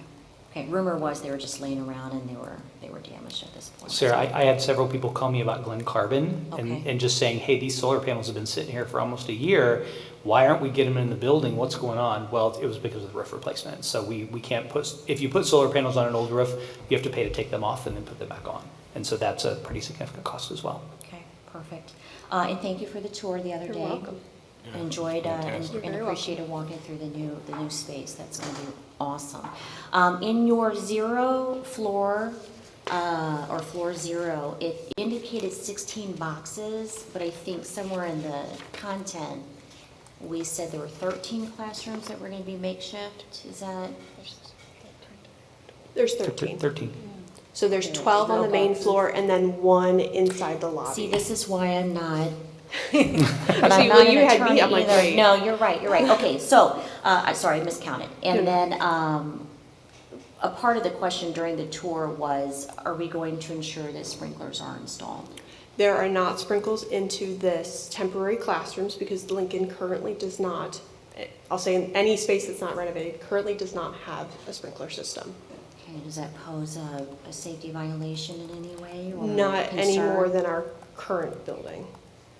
So anything that is gray here and on the second floor of that new addition, we actually just got the thumbs up from the fire department last week that we're all good to go. Everything is fully connected through our fire alarm right now. So as we progress through the building, we are installing those sprinklers everywhere. Okay, With that full HVAC, heat and air conditioning? Absolutely. Okay. perfect, okay, But they do have the fire alarm devices and the strobes inside those classrooms. that's good. So again, it functions very similar to our current classrooms. Okay, They will also have updated evacuation maps because obviously their evacuation That's my now next question. totally changes. Yes. And so we're updating those maps to change every Perfect. single year with construction.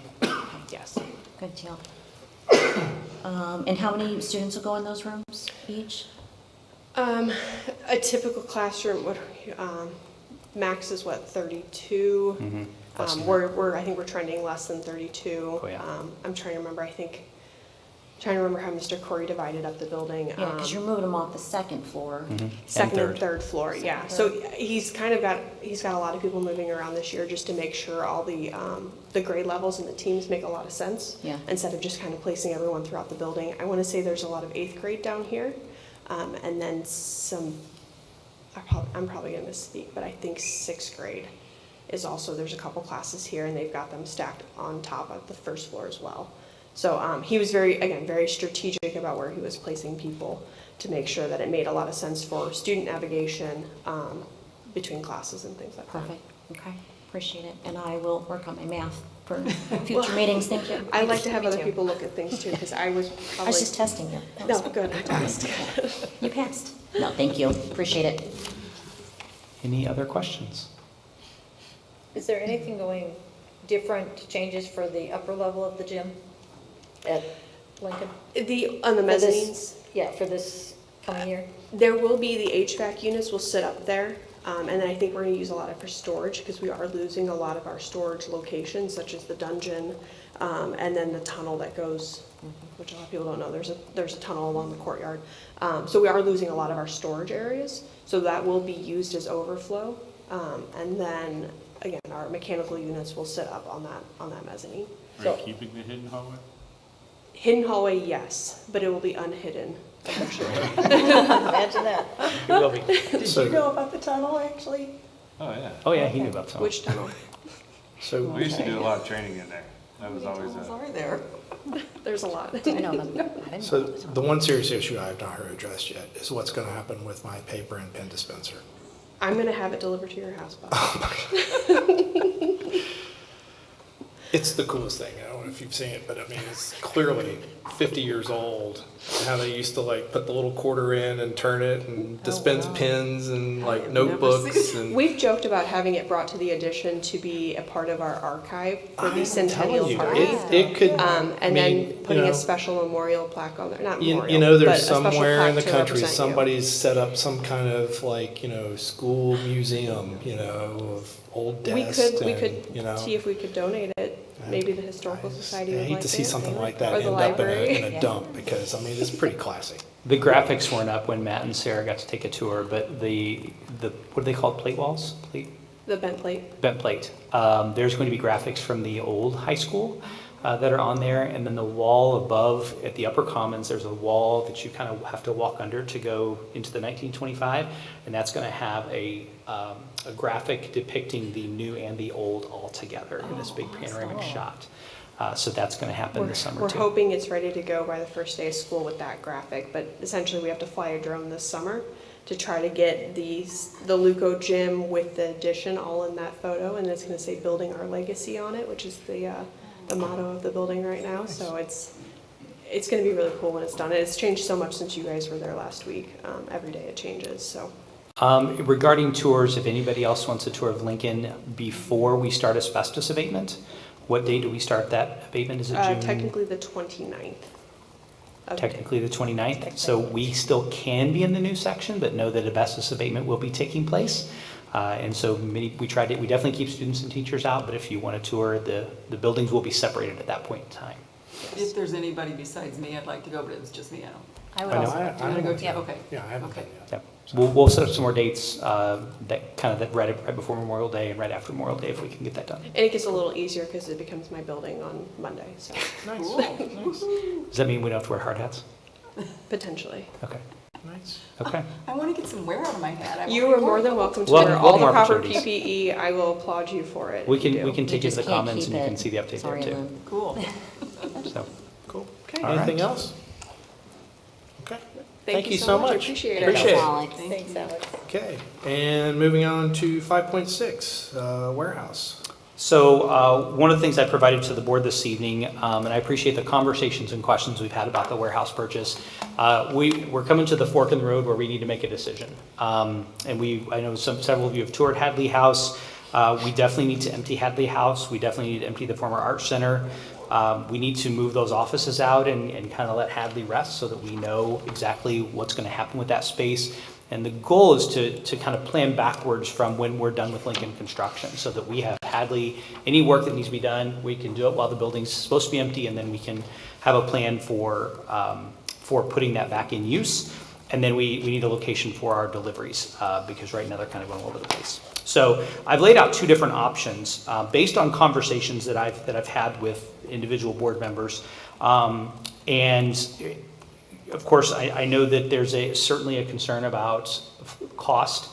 When we met last at a meeting, I was asked to look into lease possibilities, and there is a chance that lease would be an option, but I do not believe it would be anything that I would recommend from a fiscal standpoint based on some of the just initial conversations around leasing. There's a much stronger desire to sell than there is to lease. And I think we owe it to the sellers to either commit or move on. So option one that we've presented is to go ahead and purchase the warehouse, but do so with the intent that we would be vacating Mark Twain and therefore offsetting the cost of the purchase of the warehouse with the absorbed lease from Mark Twain. Now, before we can say we're vacating Mark Twain, we have a lease that is signed through September of 2026. And so that would require us to seek an early termination of that lease with, I'm sure, some terms that we would need to work through, or find another person to lease that space. And office space is going well right now in Edwardsville, so that's not outside of the realm of possibility, but we would need to start to market that and work with our leasing agent to do that. If we did that, I've added some costs just so you could see the AC replacement for offices. We estimate between $12,000 and $15,000. We would not need AC for that storage space unless we decide at some point that we want to have that be temperature controlled. Right now, that is not the intent to use it, but that's long term could be something we would want to consider. To get south to the point that we would use it for offices, we would need to do some minor modification of HVAC and fire protection just based on where walls go up, because there are individuals that would need some enclosed space, human resources, people like that, some of our people that work with insurance, but it would not be the vast majority of spaces. And then we would just put up some simple, I say simple dividers, the idea that it's easy to do and easy to undo, so that if you want to take south and turn it back into student programming space, it's really easy to do outside of the minor changes that we make. And then obviously we would seek that early termination, and every office at Mark Twain would then move to EHS South. Option two is we modify EHS South to become the warehouse. And you can see the cost associated with that. That would involve installing some type of garage door in the gymnasium, so through that CMU wall, taking out some of that wall and putting a garage door in so that a forklift or truck could get up up to it, and then modifying some of the doorways so that a pallet jack could navigate the hallway and the classrooms. The idea would be that we take at least a few classrooms and make it to where a pallet jack can go in and store a pallet, as opposed to stopping the pallet in the hallway and then manually unloading it into a classroom. And so that you can see the estimated cost for that. The thing I would caution on that option is that anything that we do there is a little more difficult to undo. Definitely more difficult to undo a garage door that if we take out the CMU wall, and definitely, obviously, to build the hallways and doorways again. And then as a note, then we would definitely need to consider extending the lease of Mark Twain for at least the additional year until we can figure out what would happen with that office space. So it looks like the option one is actually overall possibly slightly less expensive? At the end of the day, I would say it's probably less expensive with more knowns. I think extending the lease of Mark Twain, which we're hoping not to do, definitely puts us in kind of a limbo space. Do we all move back into Hadley? Do we have the space at Hadley for everybody there? Kind of what's that look like? I said at the beginning, we never want to be in the leasing business, and this gets us out of one of those leases and gets us viable property that's adjacent, but it does come at a cost. What's the staff count at Mark Twain? 1 and 3, is that right? Oh, gosh. I had that in an email to you, and I didn't I expect you to know. ask. 11 at 1 and 16 at 3? So I think there were 16 at Mark Twain, 11 at Manny Jackson, correct? 11 at Manny, All right. plus coaches. And I think the other thing when you toured, I think you saw this, but conference room space, meeting space, we need a room for about 60 to meet, but we also need classroom space and conference room space. And so the idea is that some of South would become some of that. When we move into South, we would have at least a classroom left. And if at some point we can use that gym for something different, that could become a boardroom / large meeting room space. But that would not be initially, because we wouldn't touch that space initially. Can we utilize the gym at South? If let's just say option 1, we convert the classrooms to offices, you get 4 in a classroom? Mm-hmm. What about converting the gym over at South to storage? It doesn't meet all of the storage need, but you could do that. I mean, it's temperature, climate controlled. You can also take out the kitchen, because we won't need the kitchen anymore, and also make that storage also. I just don't know how many square feet that gym is. Yeah, I think before we do that, we have to have a plan for the teams that use those gyms, which is why I said we wouldn't touch it initially, because right now we have teams that use those gyms Good for point. for Thank you. practices. Well, the other 2 at Lincoln open up, correct? Here pretty soon? They do. Okay. Yes, they do. My only concern about South as storage is that is a marquee location right on the front, Yeah, like sort of right where everything happens, as far as, the front of the school and all that kind of stuff. So, I mean, Traffic congestion. well, concerns? traffic, but not so much that, is just, I mean, from Good location for administration. yeah, I mean, it's a great location for administration. I don't know that I necessarily would want the warehouse right there. I'm Personally. talking more like the umpteen filing cabinets filled with paper that we have to hang on to for how many years? And some of those Well- files we would want there, whether it's in the kitchen area, the gym, or a classroom, because some of those files are accessed by the people that would be in those offices. So definitely, some of our financial records, some of our human resources records from more recent time, we don't want to, ideally we want those where we are. Right. Well, that's a separate conversation too, as far as what do we do with all the stuff at Hadley and from a digital conversion type of perspective. So, but you need to know. Well, I got a few questions. Yeah, sorry. So option 1, purchase a warehouse, modify EHS South for office space, and terminate the lease agreements over at Mark Twain 1 and 3. The warehouse also has plug and play office space that is already equipped with desks and all that. So how many, I can't remember how many that fits also. There are 4 workstations that are just kind of open in the front, and then there's that one office to the left, the 2 offices to the right, and then some additional workspace. I think there's 4 in the middle there.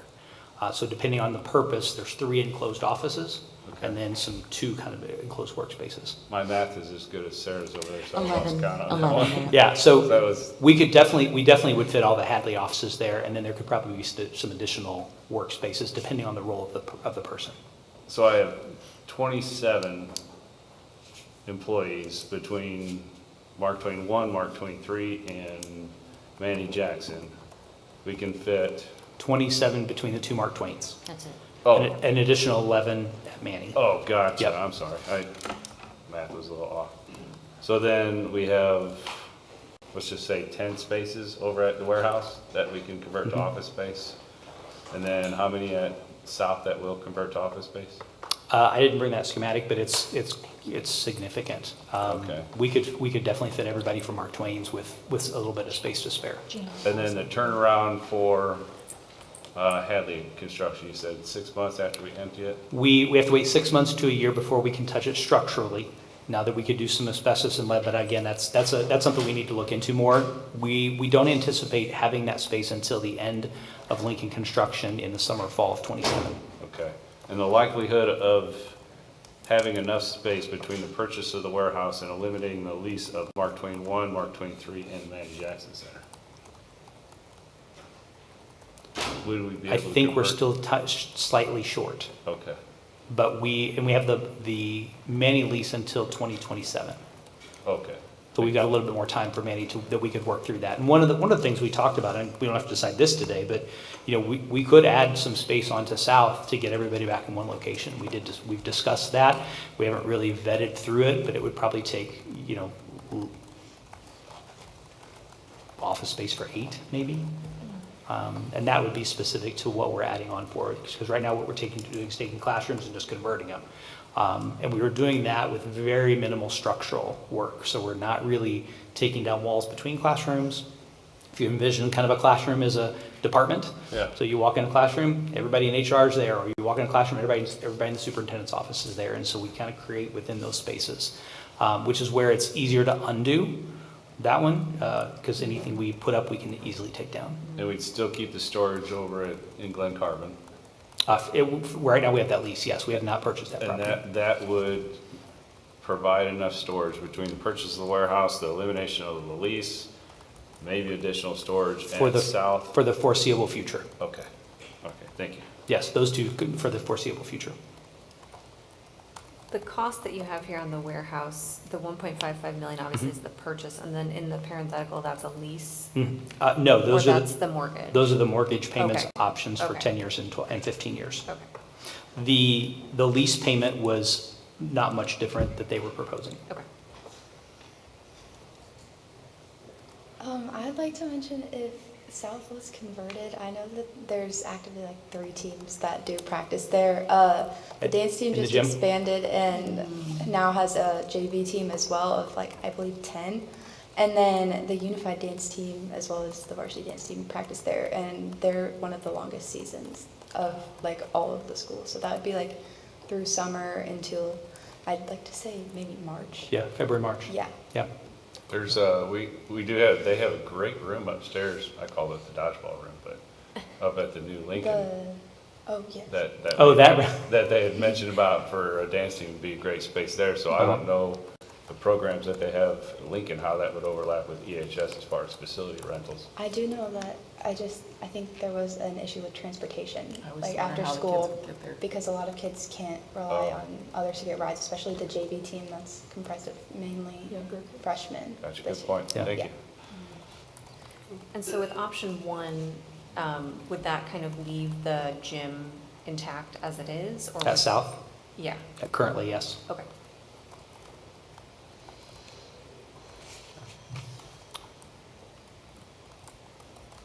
Okay. That's all a question. I mean, option 1 is kind of what I think we're driving to, right? I mean, I think for me, the deal is with the Mark Twain being able to come off that. Mhm. I mean, for me, it's kind of option 1 makes sense.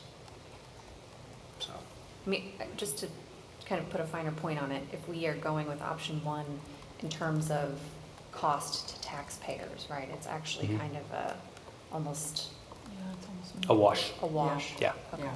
Yeah, depending on at what point we get out of that lease. Yeah. But And then at the caveat. Yeah, it end, gives we us we have the equity. property. And- Exactly. correct. In 10 or 15 years, whichever we decide, Yeah.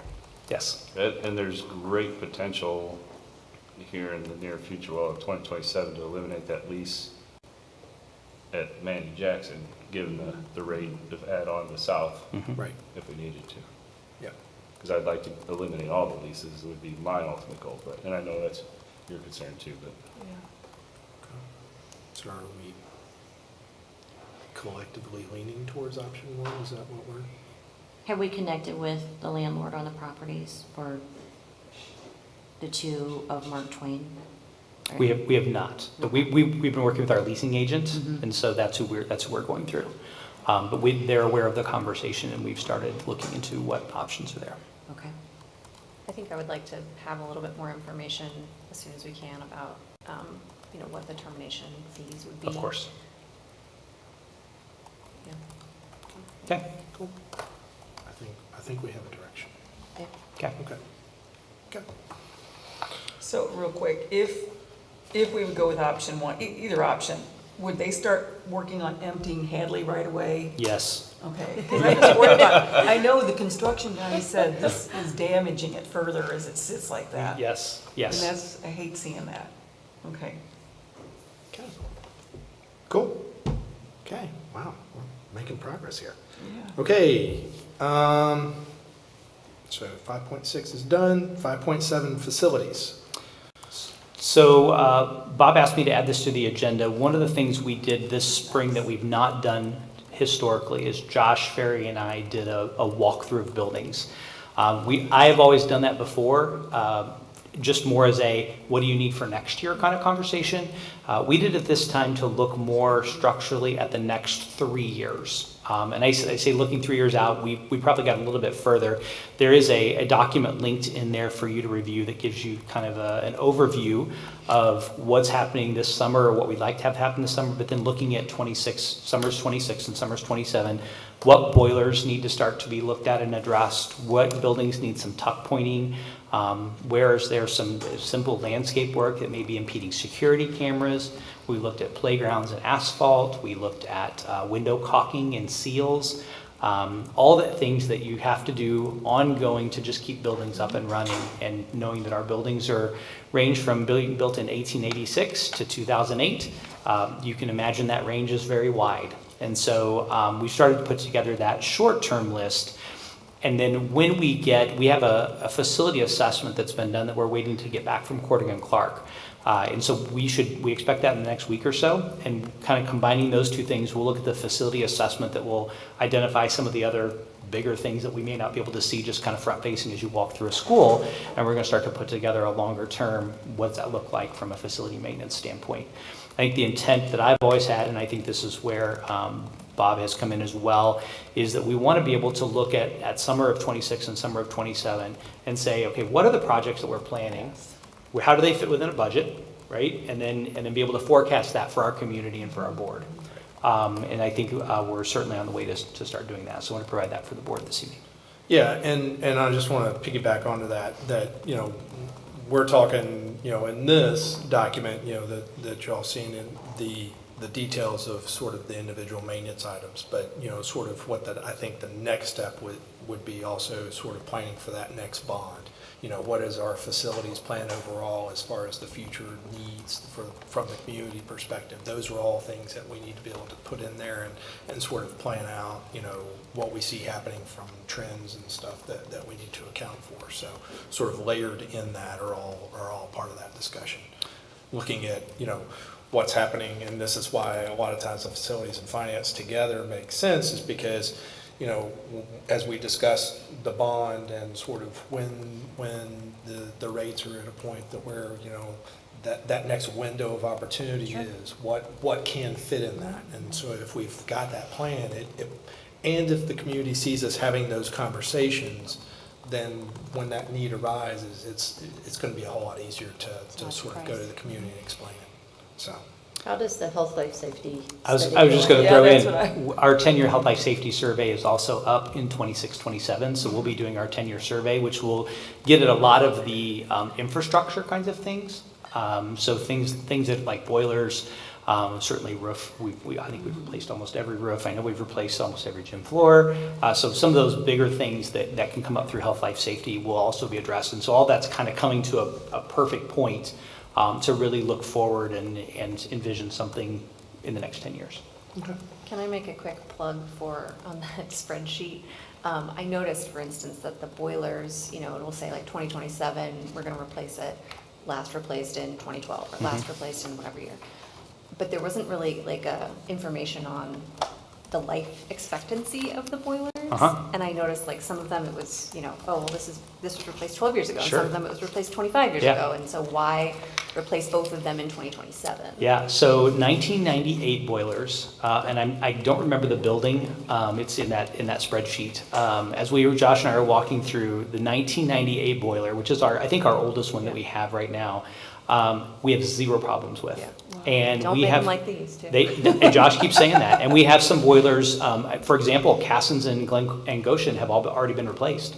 And they were 2008, brand new. So it really is specific to the boiler that goes in, and it's not always as easy as saying, here's the life expectancy. I do think we're seeing a lesser life expectancy, and the way I described it to some people is, when you buy a refrigerator today, you don't expect it to last 30 years, but in 1960, they lasted 30 and 40 years, right? And so we're seeing things just be much more disposable. There are also many more parts to the boilers that were installed 30 years ago were a very different technology and system that didn't have the moving parts and the technology behind it to make them more efficient. And the more efficient a boiler becomes, or the more efficient anything becomes, the more parts there are and the more things that can go wrong and break. It's just like a car. The more fuel efficient they make them, the Yeah, more the less delicate they they last. become. Yeah. So, Yes. Is there a way to also sort this ongoing about, like whether our staff can do it or it has to be external, like pulling bushes out, I'm assuming that's internal Oh, staff? absolutely. There's a lot in there that's There's a lot internal that looks things. like it's internal Absolutely. staff, but, Absolutely. Yeah. For our sake, it'd be nice to know, well, that's not an extra cost really, but.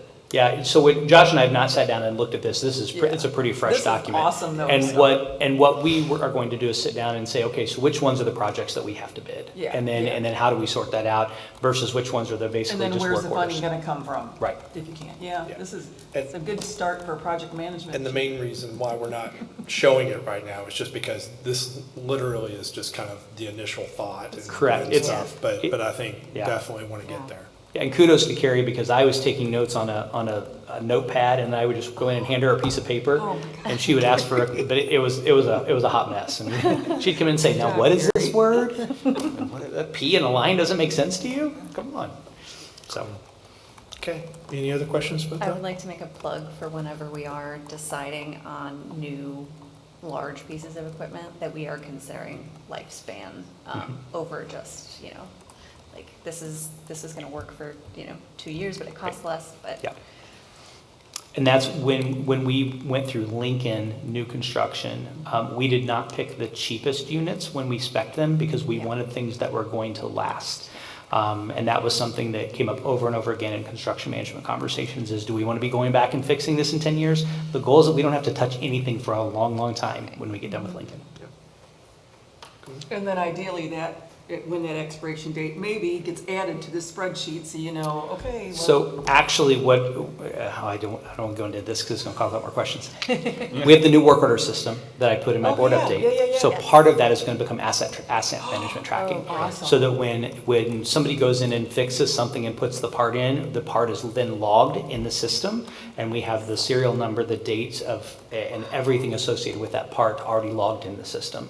So we're really working towards getting away from here's all the documentation and file it somewhere, and it's all in one place that's one-stop shop. And we'll be doing a demo of that. I think it's scheduled for July right now, coming up. So.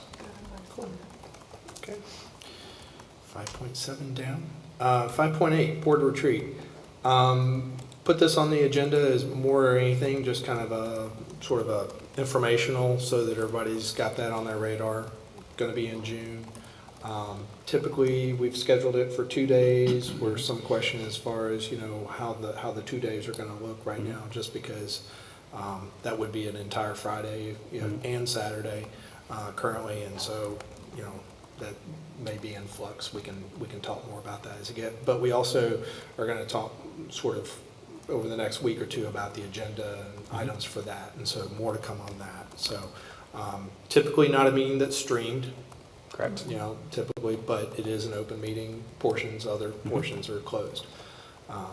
So we'll be having some discussions on personnel administratively. That will obviously be executive session.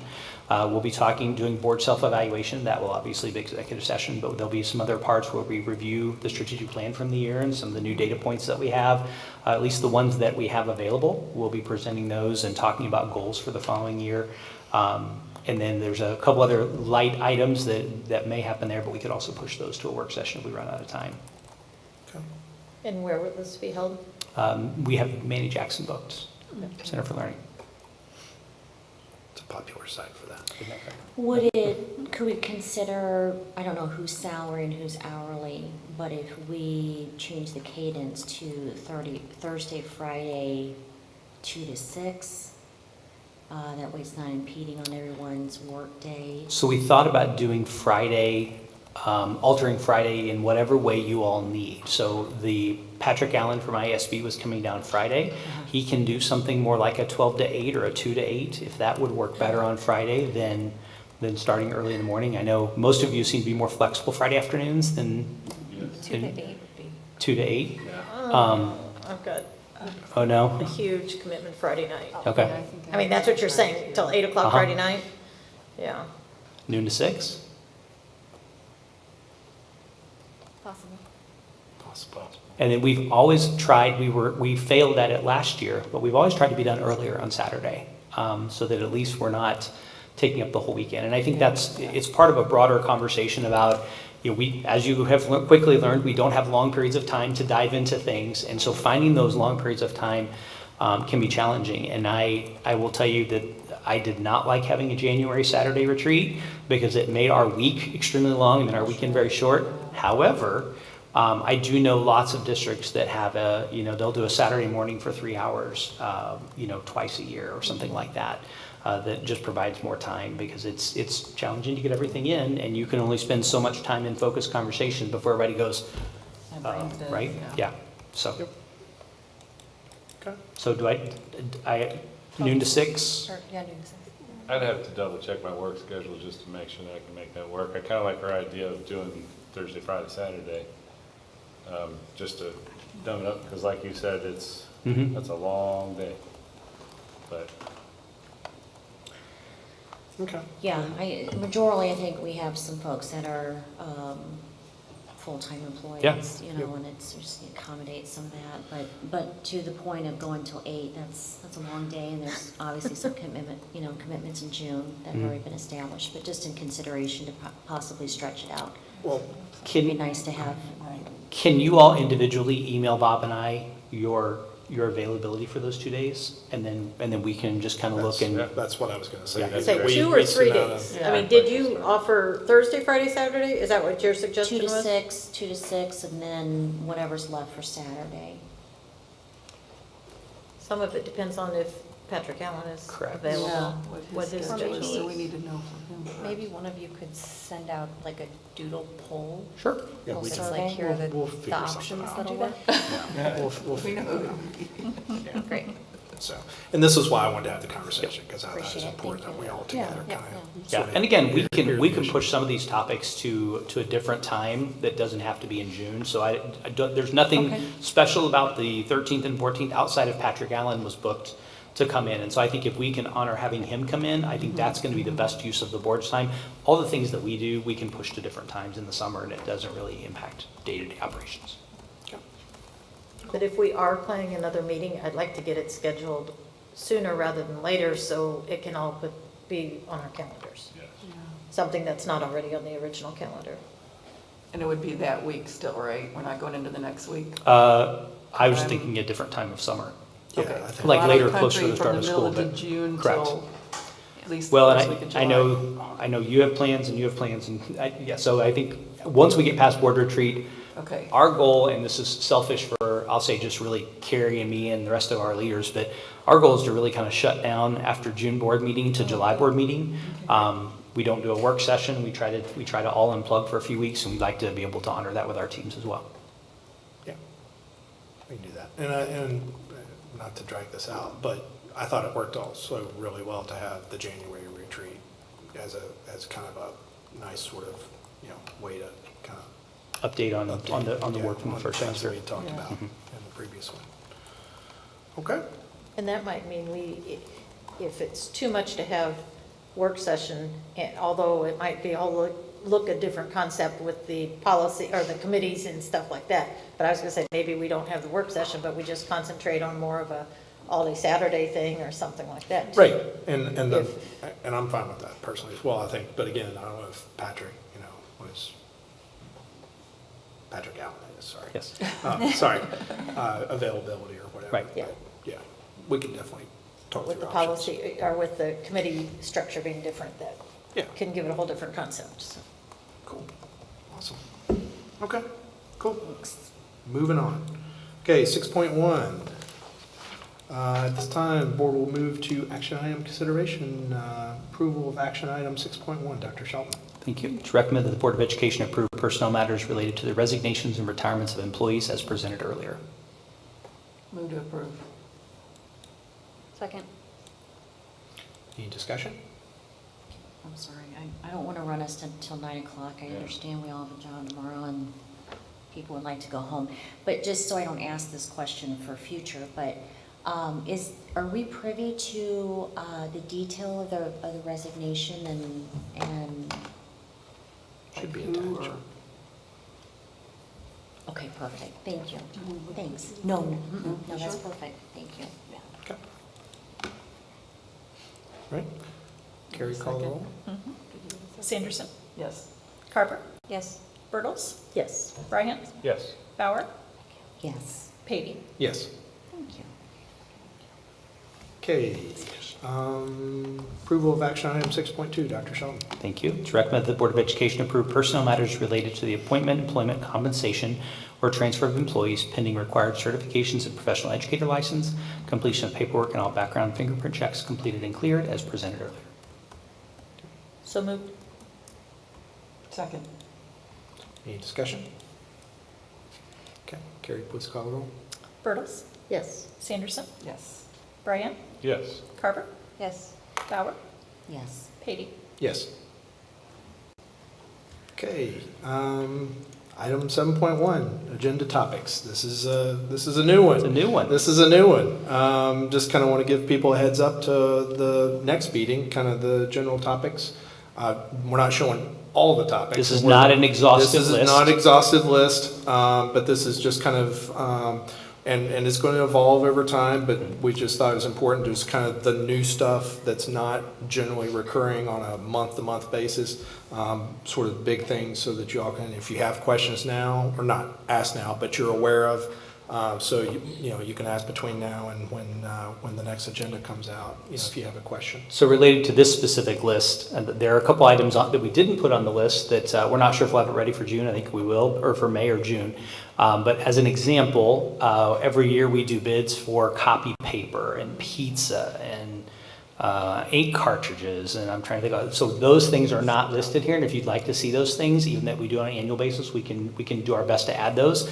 We tried to come up with the things that obviously are big items like principal contracts, obviously the new things like electronic access control, school bus video camera replacement. Most of the things in consent agenda we would not put on here, but the hazardous bus routes was something that we only do once a year, and that you may have questions about that. So just to get you thinking about what those look like, and if you want to see any of those things in advance, we can get those. We'll start to try to do a little forecasting 2 weeks in advance. And the other benefit of having this discussion is if there are topics that are of interest to you, let Patrick and I know, and we can discuss when the appropriate meeting is to have that. If we've got time on the next meeting, we can always add to that agenda, or we can work it out for a work session or some future meet. But we'll work with you to kind of figure out the best time for those topics. Related to that, earlier in the weekend, you got the kind of the forecast of upcoming topics for board meetings. So know that anything highlighted always is kind of a tentative thing, and when it's not highlighted, that means it's pretty set in stone for that. And so if you see things on there that you want to be pushed somewhere, or for some reason it's in July and you may not be at that meeting and you want to see it elsewhere, let me know and we can move some things around that way too. Okay, cool. Okay, cool. With no further business, may I have a motion to adjourn the meeting? So moved. May I have a second? Second. Okay, all in favor, signify by saying aye. Aye. Any opposed? Thank you all, we are adjourned.